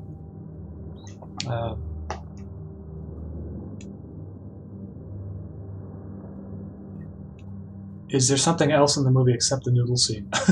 There's definitely going to be a lot more to this animation than just the noodle scene, trust me.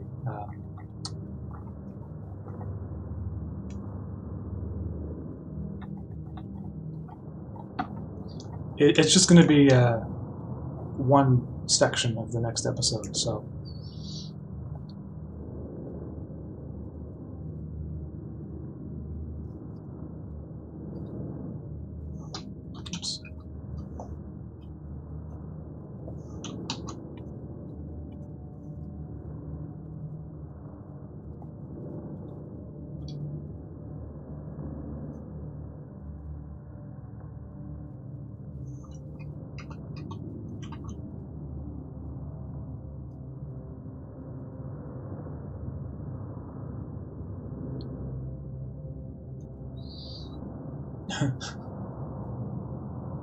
What if the animation is just the noodle scene?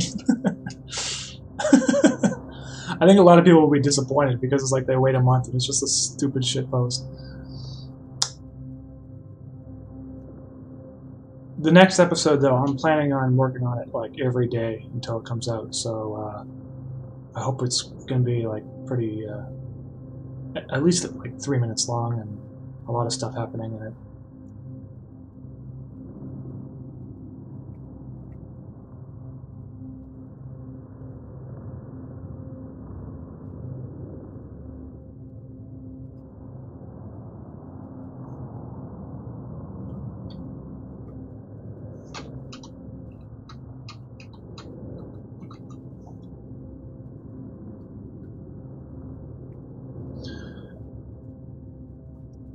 Patron. Hey man, thank you very much. I appreciate your $5 super chat. I like that animations are more haunting than they are violent. It gives them that enchanting quality. Hey, thank you, dude. Yeah, man, I kind of made a decision early on that I didn't want my animations to be like gory, because there's already animations out there that kind of fill that void, and not that I have anything against like gory kind of animations and stuff, but I think that's kind of what people would expect if they see a monster. They're like, oh, it's gonna like eat people and rip them apart and stuff. And I think it's a nice contrast to have this creepy pink animation, creepy pink clown noodle man, and he's just basically just like a goofball. You know what I mean? He's kind of harmless. So.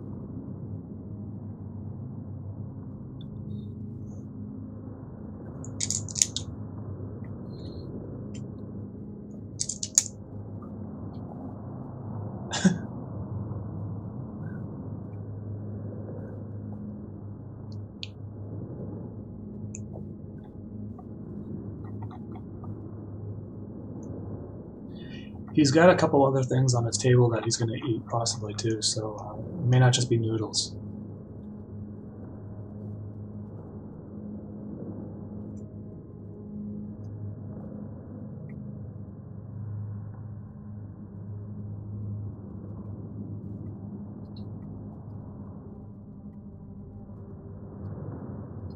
Alright, guys, I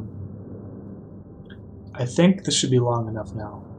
But I need to get some water before I slurp when I play it back, because my voice is drying up. Give me a couple seconds here. I'll be right back. I'm gonna go get some water.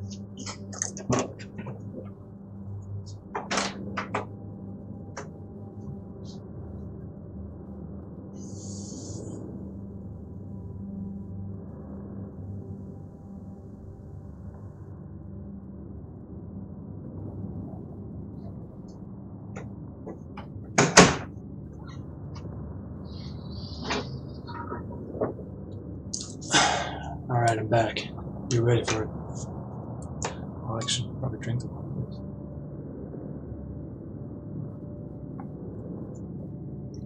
Okay, so now his slurp is 14 seconds long.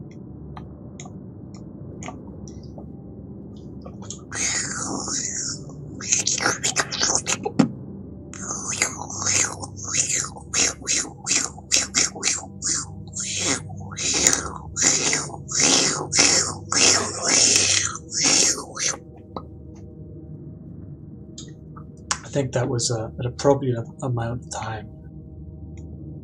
Let's just play that back again.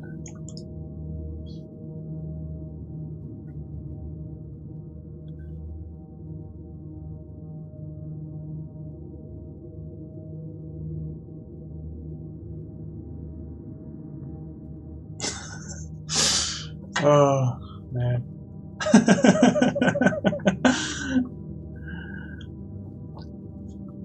Highly inappropriate. I don't think it's long enough. You know what? Cat Kono, I think you're right. Cat Kano. I think it could be longer.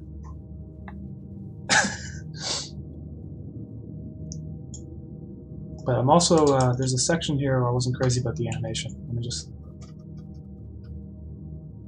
right here, it kind of like jumps. So I might make this one a little bit thicker. Make this one a little bit thicker.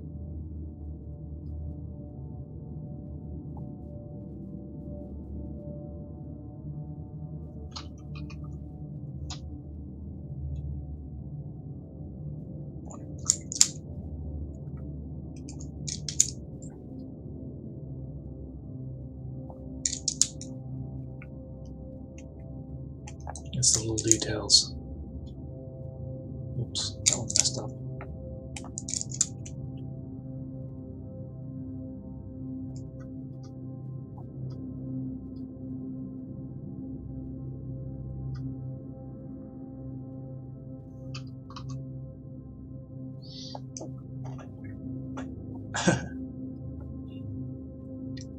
Swooshing and slurping are two different sounds. You don't have to combine them in the same one. Don't worry, I'll make like multiple different like layers of slurp and then combine them in post-production so that there's a full 3D experience. Maybe I'll make a slurp for each channel.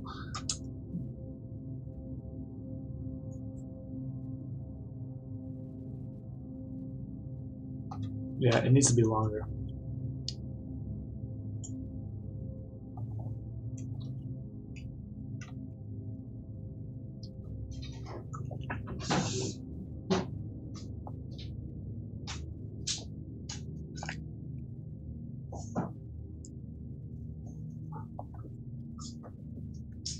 Gotta go now, but always remember, if you're ever feeling stressed, just think about sloths. Think about yourself.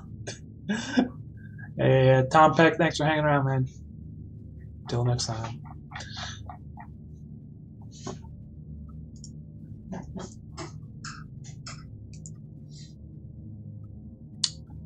I should just copy this noodle layer and just apply it to Mark Zuckerberg's face. And then we'll have the suck suck. And maybe I'll do it just for the live stream afterwards when it's done. I don't think it'll take much work to just copy it over.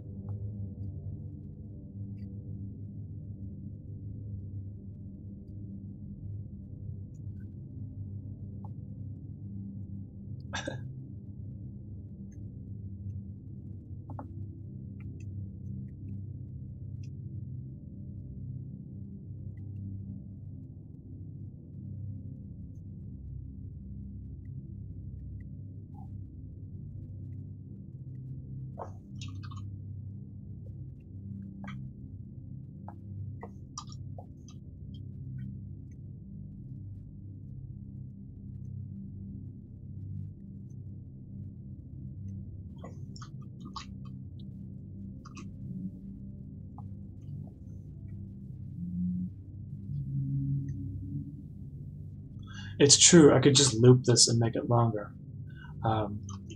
without having to redraw it. But I think for this, it's nice to have every frame be like unique.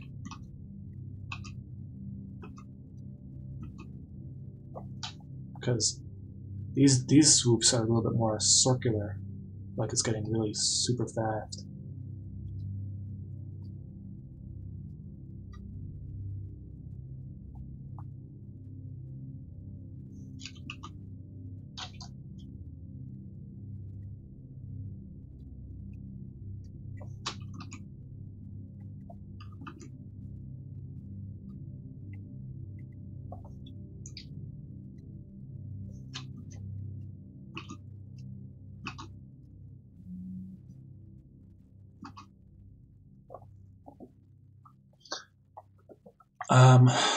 Do you? All right. I must go. Hey, Cat Kona, thanks, man. Thanks for hanging out.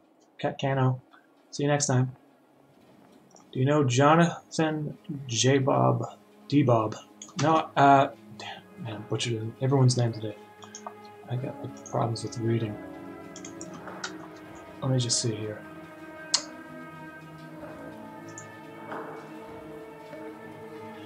This stuff does not look familiar to me at all. I haven't seen it. I'll take a look at it later though. I can't play anything on my stream because of copyright stuff, obviously, but thanks for suggesting it.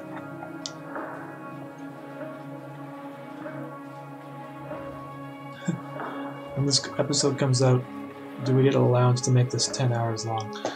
Yeah, I mean, you guys can go ahead. You can make a 10-hour cut of this snippet if you want, and that'd be fine with me.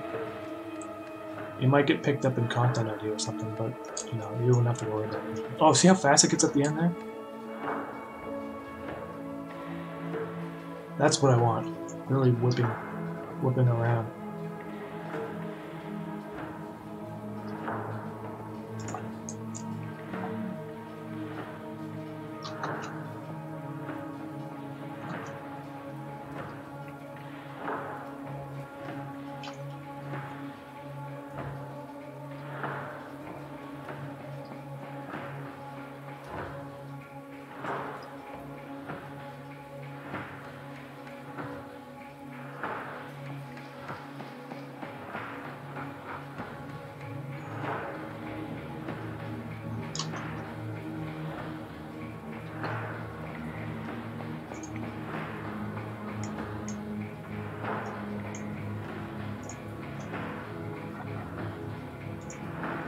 Just make it turn into a propeller at the end.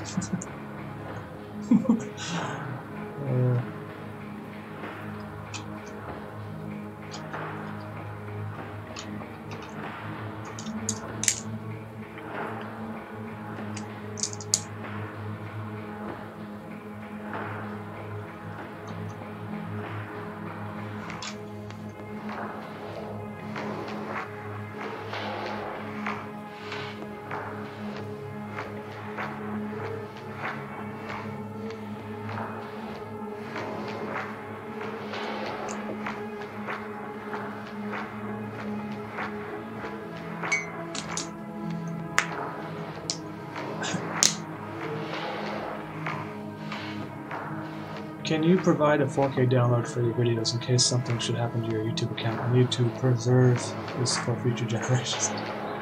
I don't want to give away my 4K ones because, I mean, I think you can actually do it 1080p downloads off of the third-party site. But I don't want to give away the actual high-quality stuff yet. Don't worry, though. The channel's not going anywhere. It's not going to be taken down. You know, I'm not going to do anything that would put the channel in jeopardy, so, and I wouldn't worry too much about it.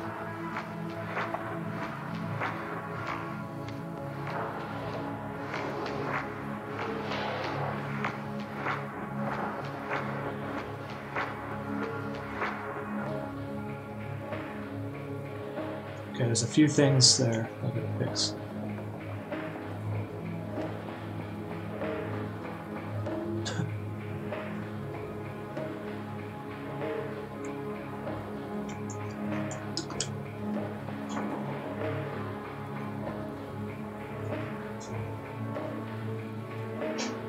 Okay, it like jumps ahead somewhat.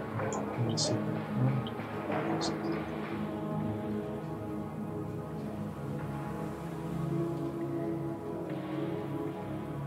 Oh, right here. It's like missing one.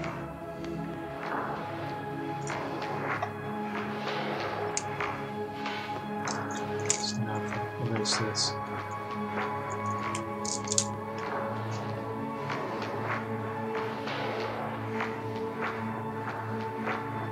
Okay. I should fix it. Okay.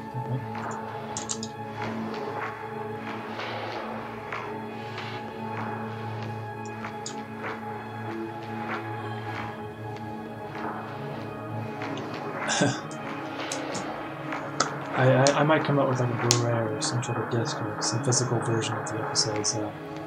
Once I'm done with the first like chunk of the season, or like a season of whatever it's called. What track is playing? Please, where'd you get this music? This music is actually some of the music that's playing right now is just like ambient that I didn't release anywhere. However, there's a new song that's on there that I put on my music stuff. It's you can find it. I'll show you. Here, let's put a link out. There's a link. And this is the new album that I made. It's not an album, it's just an EP, so there's only 2 songs. But this one right here is like a slow version, and it's the ambient, and this might be the one that you're hearing in the background. I can't hear it because I have it on.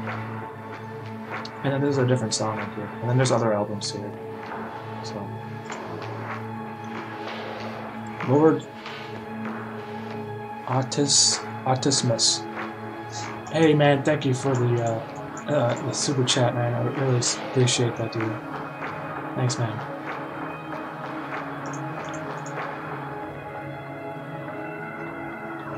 All the music that's on my Bandcamp is like, you can download it for free.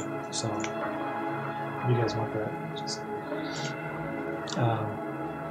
but the interface music, specifically the interface music, is on Patreon for now until I make an album or something like that. So okay, I think that's pretty good. I don't want to make it too long, so that's pretty good. Let's see if I can fix the beginning here, because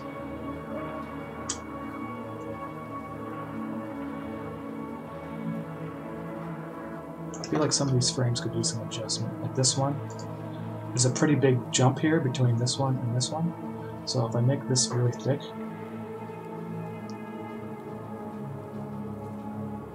it may not be so bad.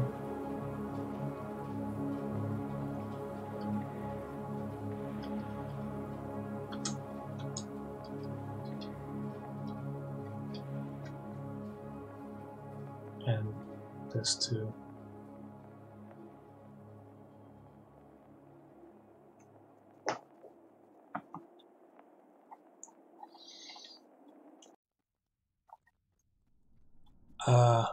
Layer Infinity. For all my animations, I've been using the Adobe CS suite. So everything pretty much you can do, all the style of animation with a subscription to Adobe. Do you have a general theme or idea where this is going? I have a plot line that I have in my head. Yeah, I don't want to get too much into it though.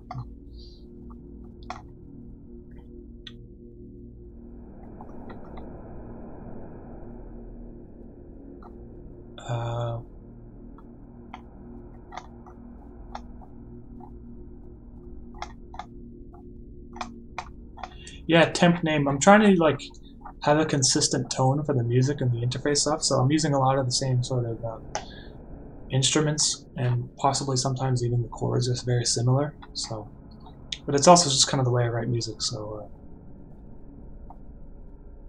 you know. Hey, Layer Infinity, thanks, man. Okay, so there's something going on here I'm not happy with. Right here, between here and here, it like really jerks. So I think I gotta do the same thing to make this thick.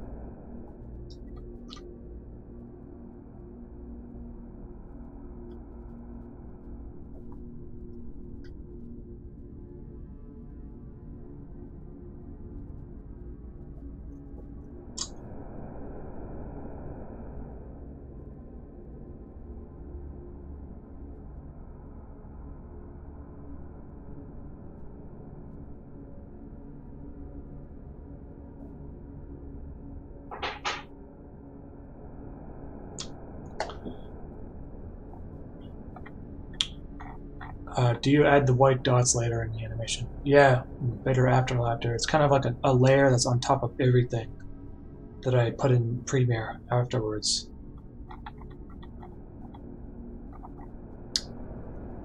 Hey, Elliot Parker, what's up, man? And Gleam, the voice would be me. With the voice changing software and stuff. It looks like spaghetti. It's probably just like a big egg noodle or something. I don't know, because he's in supposedly a Japanese restaurant. Okay, I'm gonna make his mouth kind of shift around a bit too, so.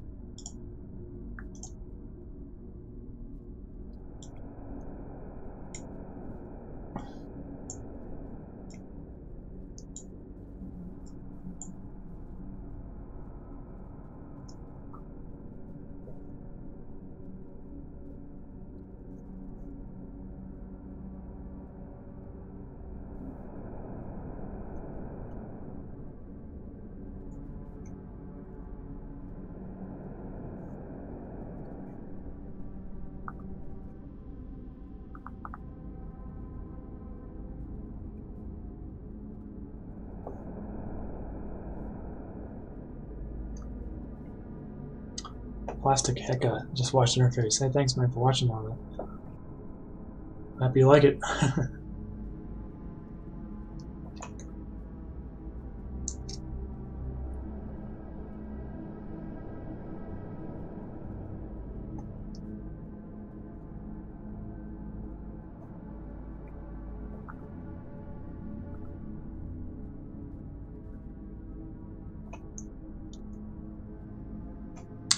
Temp name.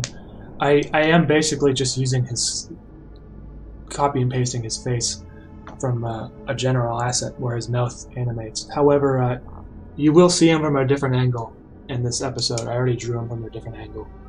It's just that it's just a method for me to save time. Otherwise, it's you know, if I'm just redrawing characters multiple times. But yeah, I agree that he needs to be drawn from different angles, and he will be. We will see very soon. Oops.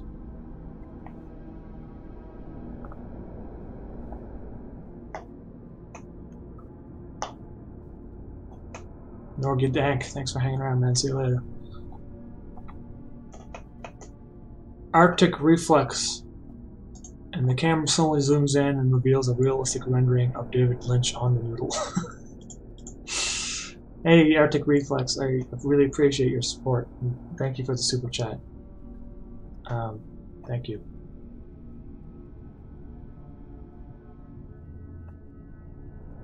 Okay, so I got one section of it. Just put this over here so you guys can see. Make a separate layer here. Make the mouth movement a little bit different, so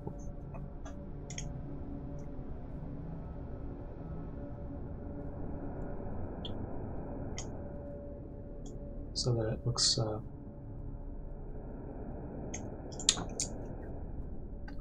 like he's actually slurping.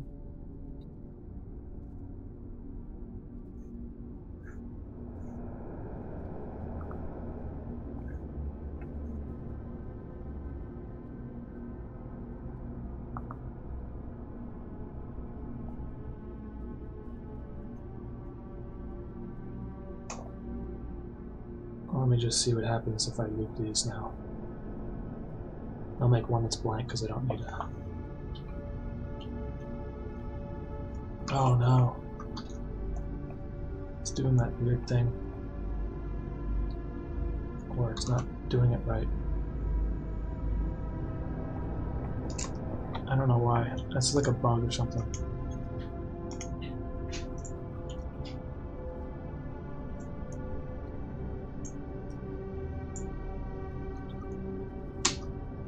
Let me just close and open Photoshop again.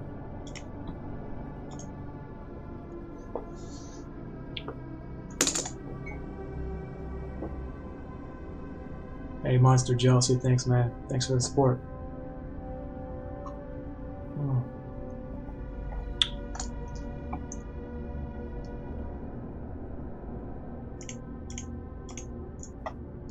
Okay. Let's see if that fixed it. Yeah, I don't know why it does that. It wasn't like duplicating the layers properly. Okay, so if I were to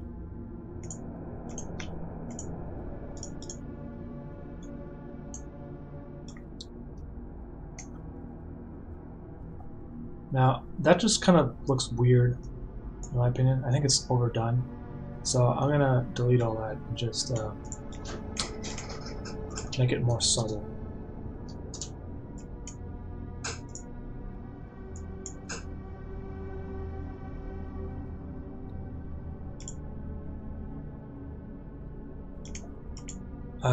Mischief's voice is a mixture of me voice acting, like changing my voice, and then just pitch shifting it with Audacity, and then adding compression and stuff.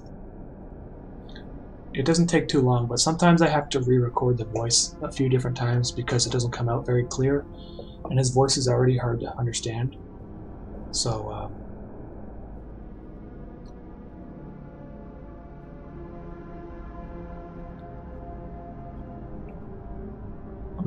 I'll do this. I'll just basically do what I just did, but I'll make it more subtle, so it doesn't look like kind of off-putting.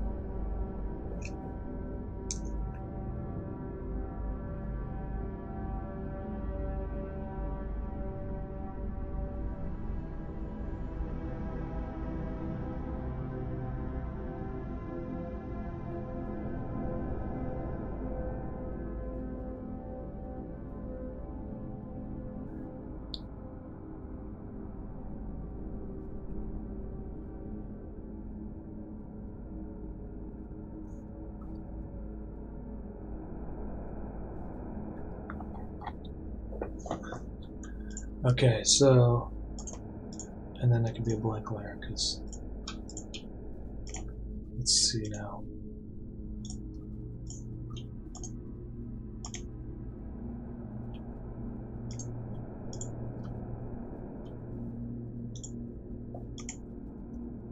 There, that looks a little bit better.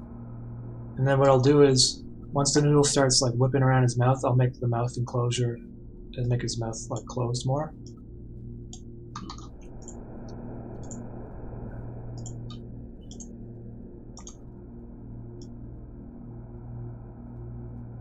Like maybe right around here, maybe.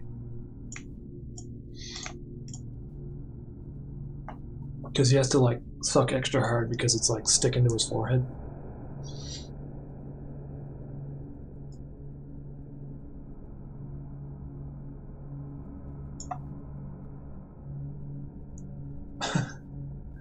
A animation.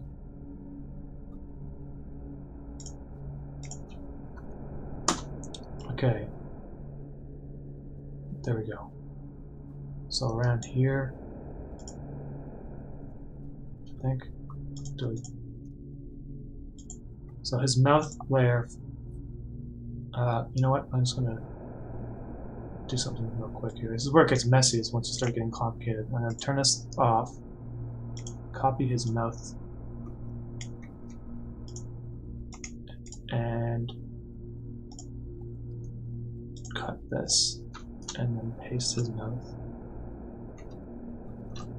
Actually, wait, I can just cut that. Never mind. So, at this point, his mouth shape will change.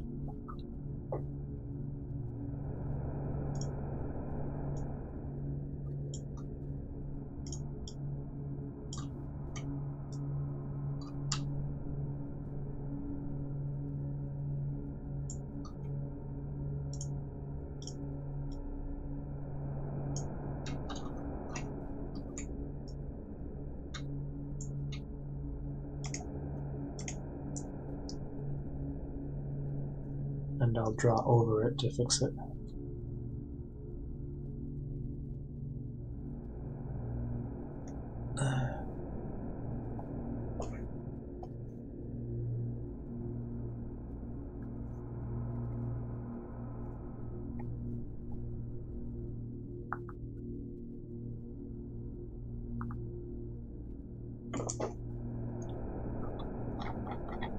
All right.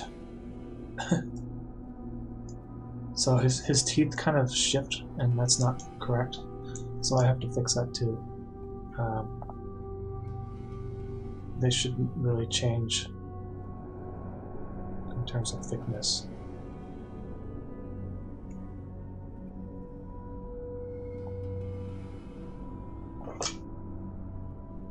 I don't like how that looks, so I'm gonna just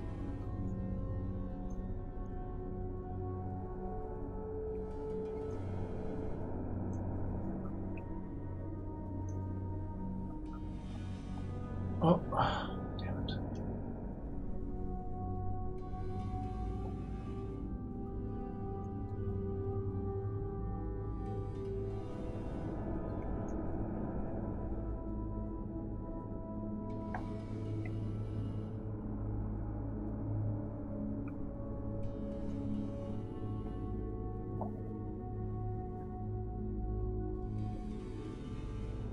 it's gonna work or not. Okay. Come on.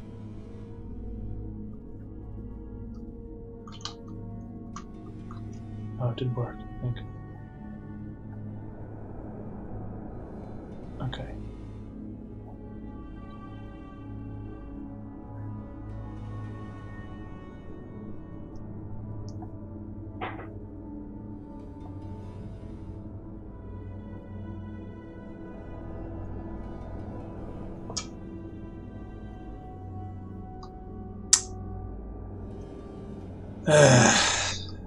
This is the problems with working with Photoshop, because it does all sorts of crap. It's complicated, so I'm gonna undo all that.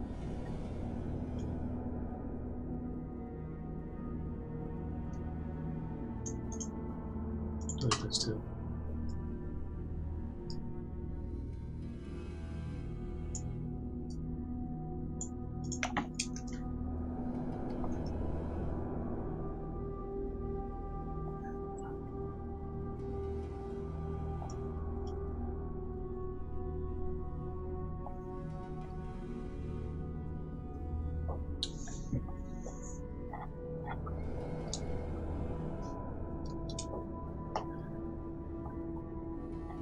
What influenced Mischief's design? Moon Hermit. I drew a comic a long time ago, and I've just based it off of that old comic I made, so I'll show you real quick. Cause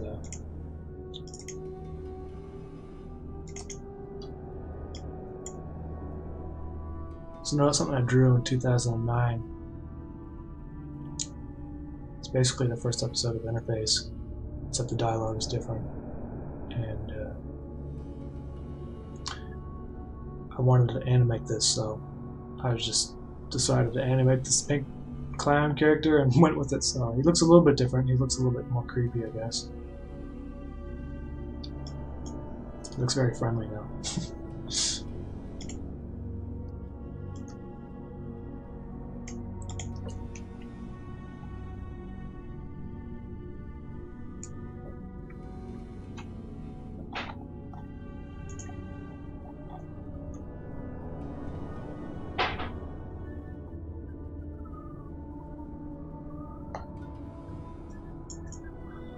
Crandigo. Yeah, it's not really an adaptation. I mean, it's just like one panel I drew. So, I guess it, yeah, I guess it is an adaptation. Adaptation. So is the Barry videos, actually. By the way, if you're on Patreon, you'll see all the original comics. There's 3 of them.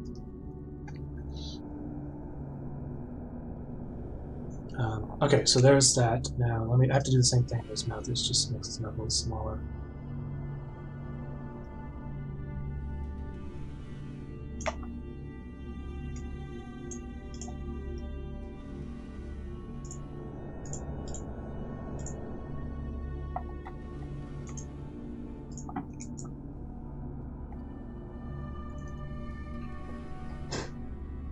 I think I'm getting pretty close to wrapping this up because I'm running out of energy, but I'll just finish it up his mouth animation right here, and then I'll add Mark Zuckerberg behind it instead of Mischief so you can see him do the Zuck, and then I'll probably call it a day.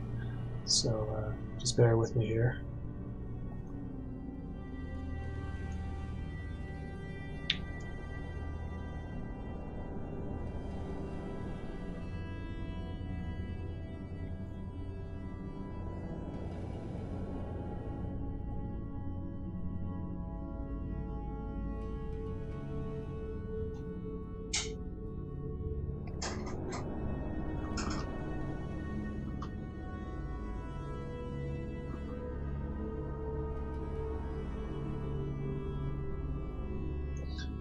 Ricky Stevenson, thanks man for the congrats.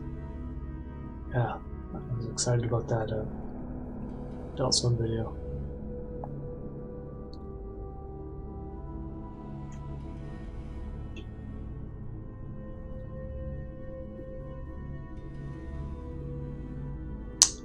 See, now it's doing that weird thing again where it's like bugging out, so.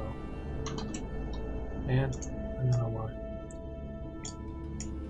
Just close this again. It's like the only way I can fix it is just to close Photoshop.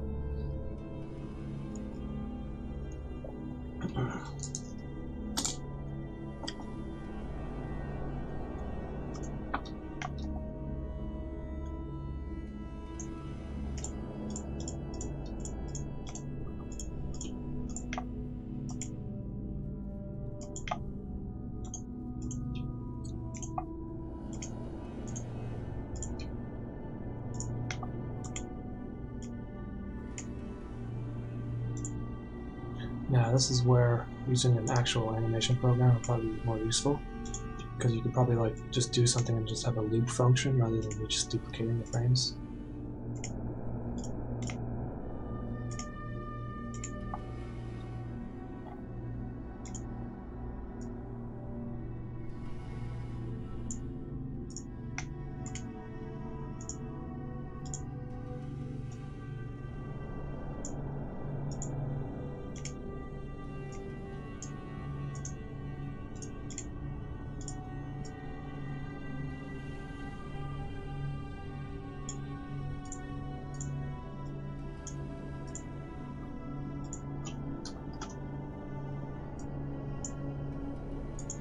At this point, he would probably smile or something.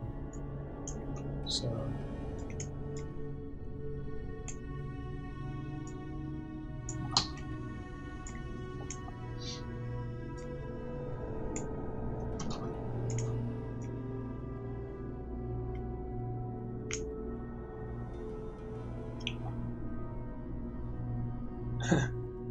Thanks, Kepler.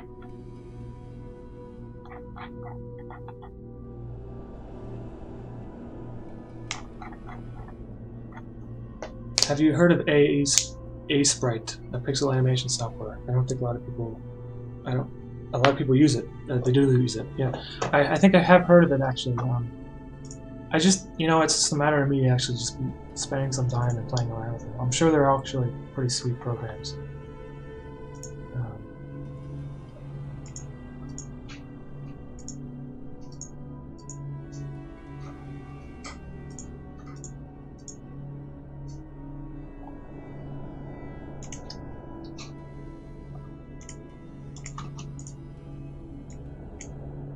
Okay, now at this point, I think if I cut this right here,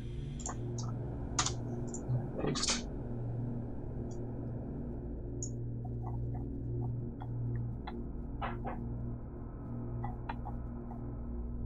and then go down, put you right there.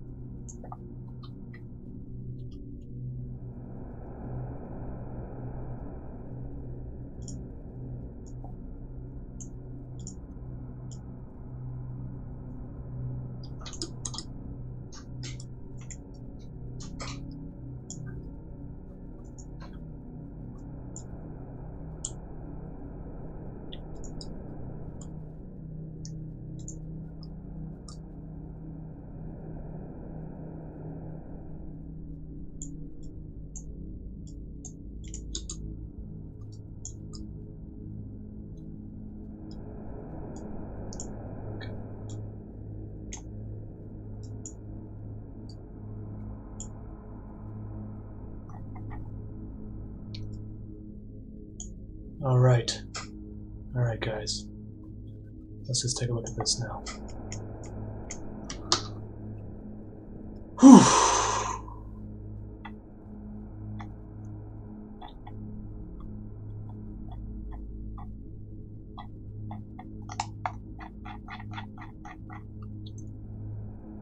Hey Danimation, thanks for hanging out for a bit, man. I'm wrapping up pretty soon now too, so you guys can watch this. I'm gonna play it right now. Let's kind of lagging the computer a bit, I guess, because of so many frames.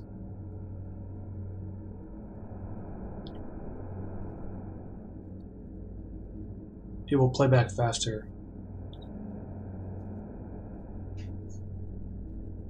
I don't know why it's so slow right now, but that's basically what I did today. Now let's do something real quick, kind of fun, and see if I can find Mark Zuckerberg.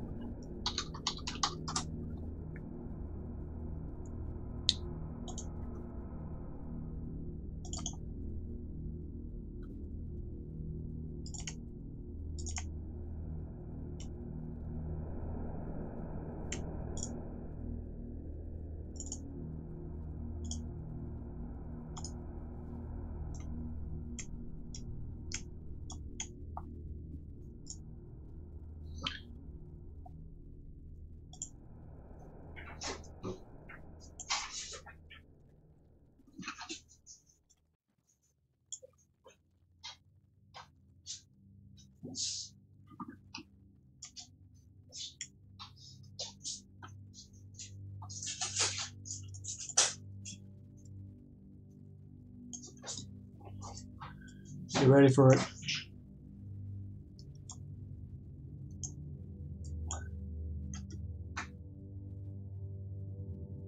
There's the Zuck right there.